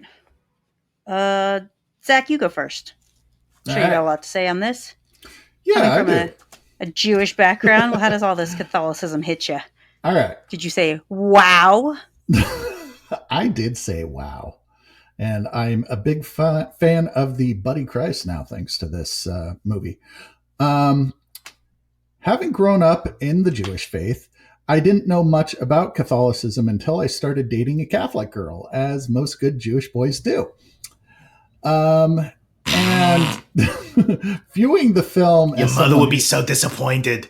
Oh, actually, they got along really well, which is kind of ironic, don't you think? No. So, as someone who really didn't know much about Christianity at all, I went into this movie mostly as a Kevin Smith fan, and I was really wondering why everyone was so pissed off at Silent Bob. To quote Smith himself, "How can you take this movie seriously? It has a poop monster." It wasn't really till I took a Western philosophy class in college that I really understood how deeply Smith's lampooning of the church went. And Wait. I feel like we could say the exact same thing about the Bible. Like, how can you take this seriously? It has a literal poop monster in it. Oh, ain't that some shit? Amongst other things. Yeah, truly, right? That was kind of his take, But then I kind of took a look at the Catholic Church in general and realized that they're not really known for their sense of humor or ability to take criticism. It's like Mel Brooks wrote, "You can't talk 'em out of anything." Lord Takamata. I guess there's a little context for that joke. All right. But for all of his criticism of the church, I think that Smith actually ends the movie on a very positive beat when it comes to religion and spirituality. It's just, once again, he points out that the corporeal entity of the church and the dogma that it instates, and that the church has used to control these elements that need to change. But as we have seen in the decades since this movie's release, the church has refused to change and has, in fact, in my opinion, doubled down on some of its more troublesome beliefs and engaged in really problematic cover-ups of its scandals with its clergy. Because of that, I have to judge this film guilty of making me believe that the Catholic Church could change for the better. All right. So basically people are the problem. Good to know. Yeah. God's fine until people got involved. Who's got their judgment ready to roll? I'm ready to go. Well, I remember this film from way back in the late 90s when me and my university buddies would all get high and watch things like this. And it was one of those films that everyone loved and thought was oh so clever and funny. So I thought, I'm going to enjoy this. It's a trip down memory lane for me. But I have to say, on rewatching it now, I was surprised at how mild the film is. I mean, people talk about it skewering the church, but it really doesn't. because it makes mild little funny jabs at little Catholic foibles, but ultimately it says faith is a wonderful thing. It's great to believe in something. Get the message right, even if you don't belong to any specific denomination. Nonsense, I say. That is mealy-mouthed quizzling language, and I denounce it at every turn. I wanted more acid and more bite, and I think that over time, this film has ended up becoming a bit deflated. I mean, you could watch Father Ted on TV and get a far more scorching excoriation of the Catholic Church than you see here. So after deciding on careful review after watching this film, I did like it originally, but sadly it doesn't go far enough. It is of its time and it suffers for that, and so I find it guilty. So wait. So what you're saying is, given how mild the movie's criticism actually is, but the reaction to it was huge, even at the time, right? And people are still pretty pissed off about it this day on the hardcore right, Christian right. That there must have been something else going on with this movie, and it must have been infecting people at the time with cinemania for them to have overreacted. Yeah, the audience is weak. No one still has yet explained to me exactly what Cinemania is. There's no time for that now. We're busy with Judgment. We'll get to that later. Everyone knows what Cinemania is. Yeah, it's very obvious. Just it's in the intro pamphlet, which was in the building that was demolished. Moving on. Who else wants to judge the movie? I'll go. So one of the things that struck me as I was watching this is just how young everyone looks, particularly Kevin Smith and Jason Mewes. I mean, I know that people talked about him being a young independent filmmaker, and then when I think about it, on reflection, because I was in film school when this movie came out, about he had made Clerks in 1993. Yeah, that sounds about right. 30 years. Yeah, and you think about it, and you're like, okay, so he made Clerks in 1993, and 6 years later, he was making this big budget feature that had Alan Rickman, Selma Hayek, Matt Damon, and Ben Affleck. Astonishing.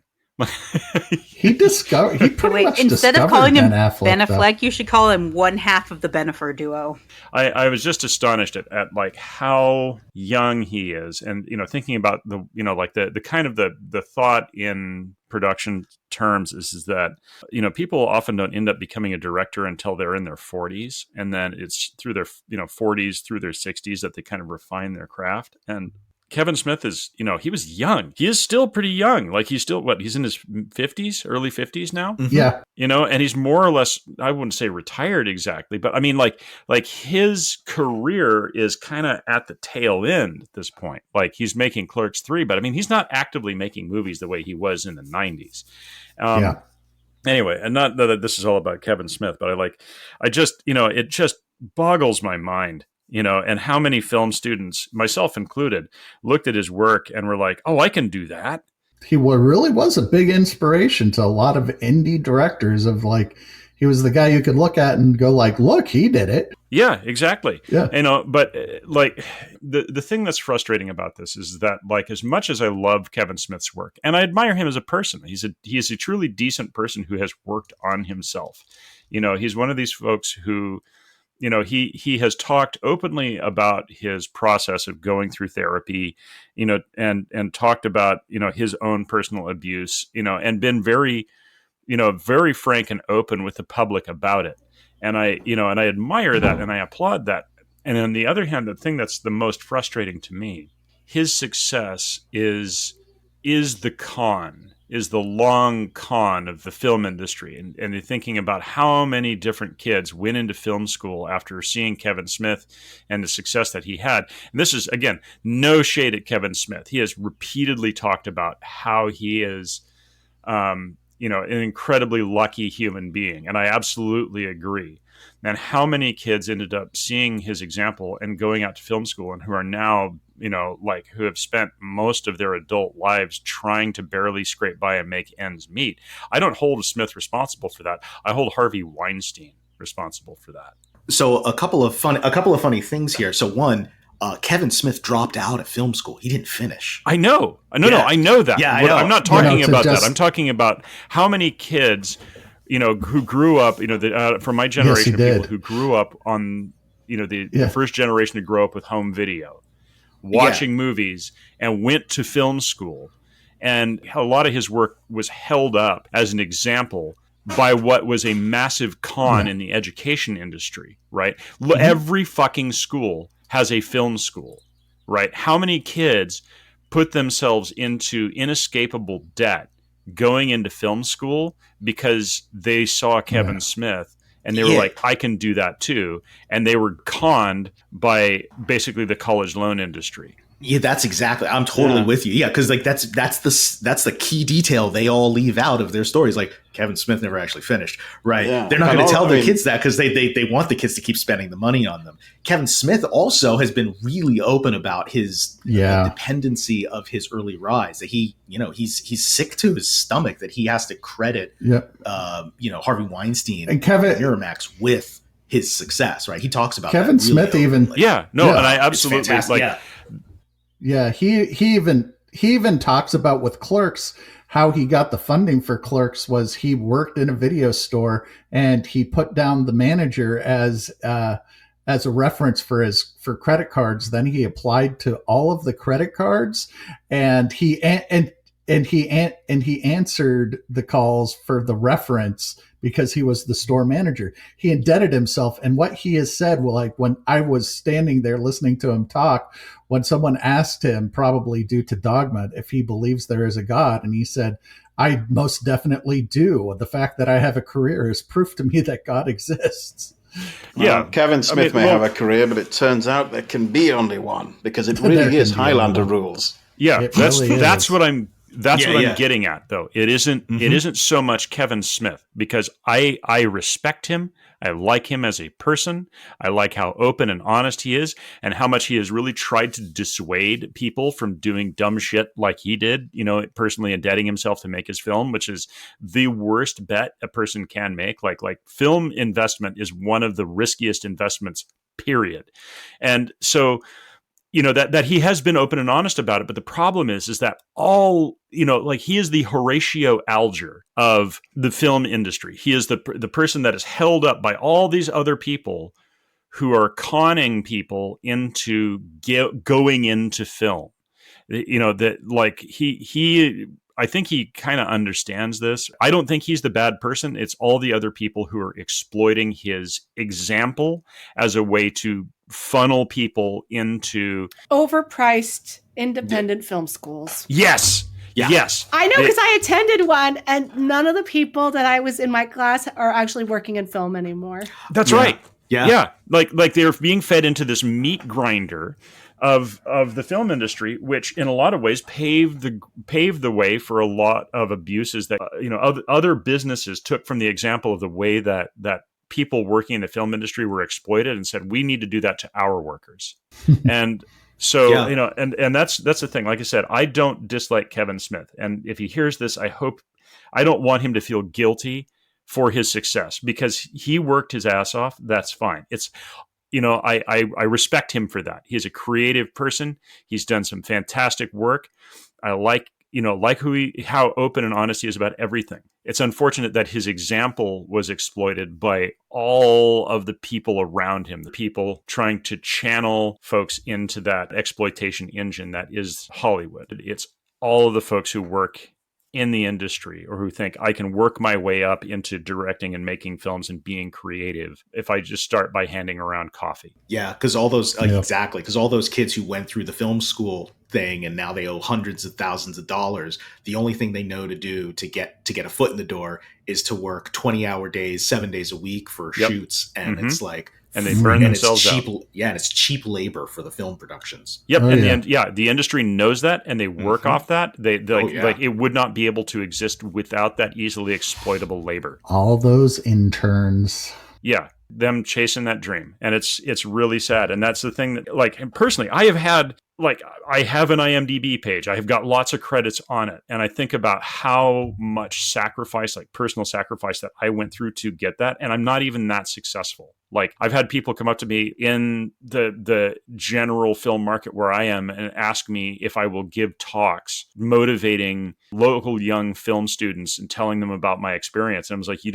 do you really want me to do that? And they're like, what do you mean? It's because I'm going to tell them, get the fuck out of the film industry and go do something else. And they're like, well, we don't want people to feel like you're crushing their dreams. And I was like, their dreams are how they're being exploited. You got a little bitter there. I understand. Well, I told people, like when I was because I taught a film class. That's where I met Alessa. I do think it's important for people, like if they really want to do that. I don't want to tell kids, give up your dream, go get a job mopping floors. But you do that so well. I could do that. I mean, but I also want to I want to encourage people and tell them, but I also want to give them a real, frank assessment that no, Kevin Smith got the equivalent of winning the lottery. And if you are building your life and planning your life on the idea that you're going to win the lottery, no. Like go, get a job. And if you want to work in the industry, know what the hazards are, know what the expectations are. Don't burn yourself out. Don't let people exploit your dream. Too. Yes. Have a backup plan. If you want to get a degree in something that you can have your backup plan in. Like if you want to work in the film business, get a business degree. But like also understand that there are people who are going to dangle that promise, that dream that you're going to get to have creative control in front of you as a way to motivate you to get to exploit yourself. Yeah, and they're not good people. They are people like... There are legitimately bad people who use this system cynically to exploit the young for their labor. But there are also people who are good people who still believe in the dream, who feed that dream. I don't think they're bad people because they're not bad. Their motivations aren't bad. But ultimately what it comes down to is that you have to, it is a tremendous amount of luck. And if Kevin Smith wants to believe in God, and this is his way of saying, this movie is his way of saying, I believe in God, then more power to him. But I'm an atheist for a reason. And my experiences kind of inform me that blind fucking chance is much more likely than a benevolent God, because a benevolent God would not look at this system and allow it to continue. The fact is, if things had broken just a little differently for Kevin Smith, Harvey Weinstein would have identified and elevated some other screenplay-clutching Gen X schlub raised on home video and ganja and marketed him as an icon to a generation of suckers. And chances are we'd be talking about that guy instead. So for that reason, and all the other reasons listed, I judge Dogma guilty. Well, I don't know that we can argue with that. When it comes to film school, granted, I didn't spend 4 years or $100,000. I only did a year for $30,000 very strategically. However, I feel like it does give some good skills that you can use in other fields like communications. For example, editing skills, or knowing how to composite a shot so your subject's not in the center, or understand lighting so you're not backlit and getting blown, completely dark in the front or blown out, and side lighting, and understanding how to use basic microphones and stuff like that, all really elevate your social media content if you're doing communications or marketing or any of those kind of things. So I think there are some good skills to learn in film school. I agree that those are valuable skills to learn, but I think those are skills that you can learn in a workshop over a couple of different weekends, or, like a film camp where you go for a week or something. But I definitely don't think that skill set are things that people should beggar themselves to learn. Like I ended up $25,000 in debt, inescapable college debt that, I thought, and I went out and started working immediately, but I'm still paying that debt off. And I'm thinking about how many other people in my generation and those who came later who went to these private institutions that set up this film school and got conned, and they're trapped in tens of thousands, if not like low hundreds of thousands of dollars of debt that it's going to chase them for the rest of their lives that you can't default on. Like it is a con. Ultimately, those skills are important, because, in my opinion, video production skills are the 21st century version of literacy, because we're all carrying around the equivalent of a Gutenberg press in our pockets. We can all do video production on our own using our smartphones. But like knowing the basics of how to frame a shot and tell a competent visual story is important, but it ain't worth $100,000. And it isn't worth somebody sacrificing their lives and their careers and their families, chasing the dream that someday I'm going to become a director. I got super close. Like I have mentioned a few different times, I have had a feature film that was greenlit. We were ready to go. The pandemic hit and all the money dried up. But at the time, if I had pursued that, if the money hadn't dried up, I wouldn't be married. I wouldn't be able to see my kids. I wouldn't have my family. There is a reason why people in the film industry are almost to a person. Like I'm one of maybe 3 people I've met in my entire working life who is on the same marriage he started on. So the way that you're talking about the film, like filmmaking as a whole, and then the film industry and film schools, it sounds very, very metaphorical. Like it really maps onto, in the movie, the way he talked about religion and spirituality as a whole versus organized religion in the churches. Like it's great to have this spirituality and to want to reach whatever spiritual goals you have or have whatever connections you have. But these not industries, but like churches, these organizations that want to take your money and your time and your life and subject you to nitpicky little rules and make you do it their way. If you work hard, you too can achieve salvation. See, this one person did it. Yeah. And in the past, you used to have to pay for those plenary indulgences and stuff like that. It's very much the same metaphor that you've got going here. Smith was saying about organized religion and spirituality in general. It's great to have, and you should know some of these basics, but the people who are making you follow nitpicky rules and telling you specific things and, trying to control your life are not the way to go about it. They're the ones ruining it. So you're saying I don't need to know how to rotate the wine in my wine cellar specifically for Passover in order to be a good person? I think what she's saying is you don't need to pay $30,000 to a private school to teach you the right way to rotate your wines in your wine cellar so that you can go to Passover. Fair point. It's counterclockwise, by the way. As long as the wine's being rotated, that's all that counts. Okay. I mean, as long as it's strong, then...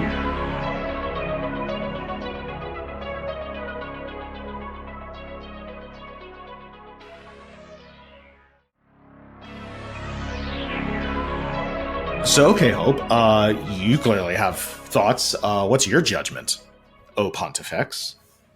All right, well, I do kind of consider myself a recovering Catholic. I'm definitely an atheist now. I've been questioning the church for as long as I can remember. I remember being about 5 or 6, leaving church with my dad, leaving Mass. And so I remember being probably 5 or 6, 7 at the oldest, leaving Catholic Mass with my dad. And they always read, there's always a reading during Catholic Mass. And they always say a reading from the book of Mark, Joe, I don't know, Adrian, whoever, a reading from the book of so-and-so. And then at the end, they say, this is the word of God. So I remember leaving church and asking my dad, why do they say it's the word of God when they just said it was the book of so-and-so? Didn't so-and-so write it? And he goes, yeah, but God told them to write it, or it's still God's words and they just wrote it down for him. I was like, but that doesn't make any sense. Then why do they call it the book of so-and-so? And he's just like, stop asking questions. So I've been questioning Catholicism for about as long as I can remember. And I personally, I'm an atheist, but I kind of feel like it's fine for everyone to believe whatever the hell they want to believe, as long as they're not fucking with anybody else. Like, that's how I feel about it. So, when you want to pass laws or, when you're refusing medical care for your children who don't have a say, that's, I think, when you've crossed the line, that's when the organized religion part becomes detrimental. But but fucking with other people is organized religion's speciality. I know, right? So if you want to believe whatever you want to believe, you want to worship in your own way, you want to feel your feels, and talk to whoever you want in your head, or have all the imaginary friends you like, or, believe that miracles happened or whatever, that's fine. But just don't fuck with anybody else, leave the Crusades in the past. That's how I feel about it. And I kind of feel like that's what this movie's saying, for agreeing with everything that I've thought about religion. I would judge this movie guilty for reaffirming everything that I've thought. Huh. Not what I expected. Huh? That's not what you thought? What'd you think I was going to say? Well, it agrees with you. I mean, how can something be guilty if it agrees with you? Well, aren't we all a bit guilty, really, Mr. Jewish man? It makes us all question. I'm questioning things, and now everyone's questioning things, so... What? Now we're all curious and confused and questioning, and it's guilty of confusing all of us. So, is religion okay or not okay? We're all confused. Well, all right then. Well, I'll give my judgment then. My experience was a little bit different from Zach's. I actually, for whatever reason, I was always interested in religions in general, so I knew a fair amount about Catholicism, Christianity, different flavors of it, Buddhism, and so forth coming into the movie, despite my Jewish upbringing. This was Jersey. So at least amongst my circle of, weird, nerdy, ostracized people, Kevin Smith was also a religion. And so that was what we were going into the movie with. We knew what was coming. We knew what was going on. But for a lot of people around me, this was their first real exposure to Kevin Smith, or even awareness of Kevin Smith, right? I think Brother Ethan made a really good point that, like, of all of his movies, this is the one that made him truly that sellable, success story for all of the hucksters running the film schools and the film industry, right? Dogma is what really broke him mainstream, like really broke him mainstream wide, right? Chasing Amy a little bit, it was this, indie darling that a few more people who were outside of the View Askew universe were starting to talk about. Well, and I mean, Clerks was so indie, it was black and white, Yeah, right. Back when he couldn't afford color film. Yeah, but he played it off like a choice. He played it off really well. Yes, he did. Yeah. So suddenly there I was, right? And me and my friends, like we knew about Kevin Smith. We talked about Kevin Smith, and yet suddenly here was everyone else for the first time around us talking about Kevin Smith. It was like we had walked into this weird alternate universe where what we thought about and our little world wasn't just a self-contained one, but it was like the rest of it expanded. It was very confusing to us. It was just this weird, trippy experience, like something was wrong. And that, my friends, let me tell you, that is a clear sign of cinemania right there. So this film is so goddamn fucking guilty, it hurts. And I think that just leaves us with Professor Andrea and your judgment. So you're saying it's guilty because it let all the normies in on your little nerd world. It was a very confusing time for us. All right, Professor Andrea, what do you have to say?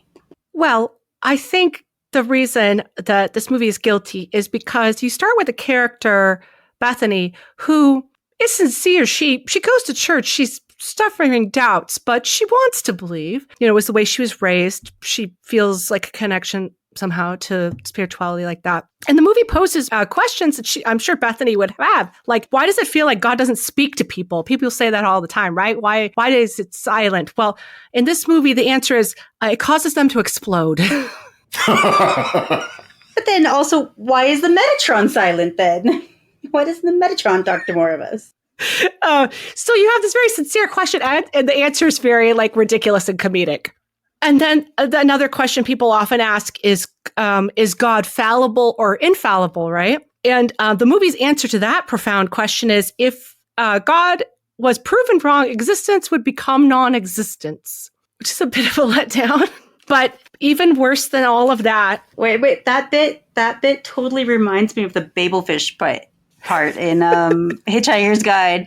Obviously it couldn't have evolved by chance, and so that defies faith, and without faith I'm nothing, so therefore I don't exist because you've proven that I would have to exist. It's the same lines, right? Right. Not to mention a paradox like that does seem like a bit of a design flaw or a defect, which therefore is a fallibility. But yeah. And the two beings who are most dedicated to proving God wrong, therefore denying all of existence, actually have met God personally, which is kind of disturbing if you think about it. But I think the biggest flaw in the film is that the fact that anyone thinks this plan could actually work. Because if the two angels pass through the gate of plenary indulgence, they have to die without committing any other sins, as we've proved today is very difficult. But they have a plan. Their plan is death by cop, which is actually a suicide plan, and suicide is a sin. Therefore, this plan should never have functioned in the first place. Suicide by cop is kind of a gray area. It's like planning your death. Therefore, it's it's a plan for suicide. Therefore, should count as a sin.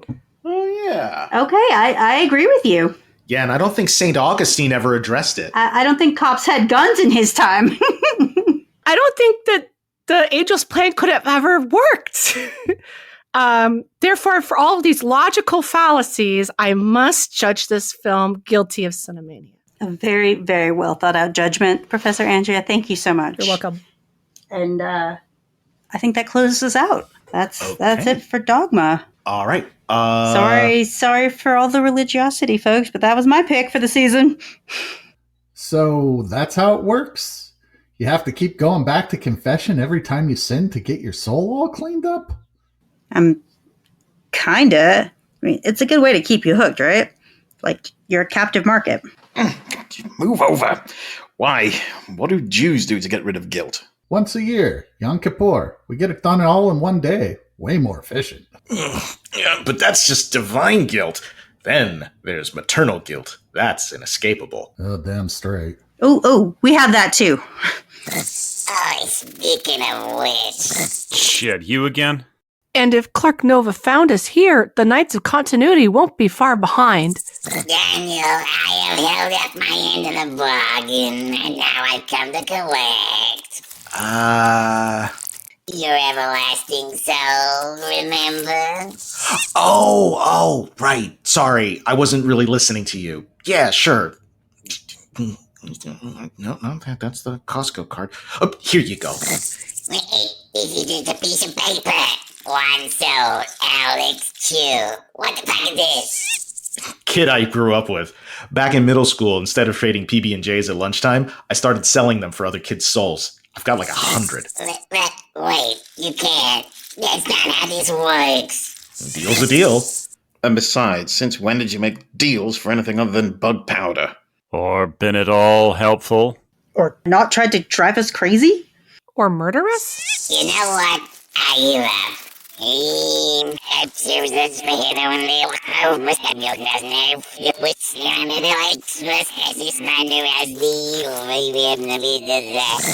getting all sanctimonious again. That word. I don't think it means what you think it means. Hey, what's that weird mist coming out of Clark Nova? Yeah, I'm not a mist, I'm a fucking demon. And you people suck. You're way too far gone to corrupt. And your pet is way too freaky for me. Thank you very much. Gets possessed by a demon and you think it's acting nicer? What the fuck is wrong with you? I ask that a lot. You know what? Fuck this. Fuck you. Fuck you. Fuck you. You are so not cool. And fuck you. Jersey Devil, out. Hey, wait, no. Whoa, hey, Your roll. No, what? Hey, the apostates. There they are. Run, guys! Hold the door! Hold door! Too soon! I got something to say. It's better to burn out than to fade away! So, you want to go toe-to-toe with the stallion? He's got a fucking sword, you moron! You're gonna get run through, not burned out. Listen, I know the rules about churches. No sword duels on holy ground, and there can be only one, right? Aren't those the rules to Highlander? Basically the same thing when you come down to it. Ah! Jesus! What the fuck? Ah! Whoa, maybe not. Hey, hold still. I'm trying to clobber you. Oh, watch out for the window. He defenestrated himself. Right into the Prague Canal. Isn't it ironic? Don't you think? I said no. Guys. Yeah, guys. Oh, shit. Grab him. We really should have run while Zach was being bravely stupid. Stupidly brave. You mooks got any last words? Well, yes. Since you so rudely interrupted us, we do. Oh, this one's never out of words. Look, it's a simple story. In the Shut beginning... the fuck up. Can I please cut the heads off already? Well, we had a good run, fellows. What? No, we didn't! I don't want to get murdered by some loonies dressed like saints, just surrounded by all y'all fuckwads. Hold your heads up, comrades. Be proud, final moments. Speak for yourself. I'm not ready to die. I haven't finished correcting all the bad Cantonese in Firefly. And I was just a year away from getting tenure. Gee, that sucks. So you'll let me live? Nope. Do it slow. Want to enjoy this. Oh, yeah! What the hell? That looks like the Pokemobile. Get in, losers. We're going escaping. Improper verb tense. I'll allow it. Hey! You can't do that. It's our sacred Pokemobile. Newsflash, ass butts. I'm Jewish. Aspetta, Barone. Initiate maneuver reverse clown car. Out of the way, out of the way. Me first, 30 second. Me first. Balls. At least your balls this time. My nose. Oh god, this is tighter than those confessional booths.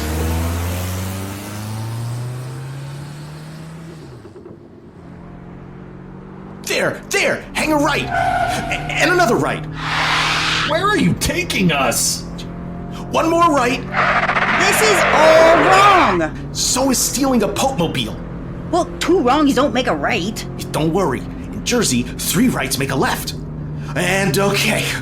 Whew, we're safe. We're on the Parkway. What sign are we looking for? And how do we get out of this godforsaken land? Just keep going till you run out of exits. You know, Danny boy, it turns out I am in fact Malachite, the Depilatory will consume all souls. And now... Yeah, okay. So you know what a depilator is, you... Dude, make him shut up or I'm throwing him out the window. Oh wait, what's the word for throwing someone out a window again? No one's listening to you. No. But you don't understand. No. That episode of the Cinemania Society was written, produced, and performed by Andrew Palladino, Andy Slack, Daniel Scribner, Ethan Ireland, Zachariah Burks, and Hope Bravo. Sound design, mixing, mastering, and editing by Ethan Ireland. Music by Carl Casey at White Bat Audio. Sound effects and incidental music courtesy of Epidemic Sound. Visit our social media feeds on Facebook, Twitter, no, I'm not calling it whatever that other name is, at TCS_Cinemania, Instagram at The Cinemania Society, and Reddit at r/The Cinemania Society. If you really like what you've heard, visit us on Patreon and chuck us a couple bones, because making podcasts ain't free. The Cinemania Society is a product of the Cinemania Society, LLC.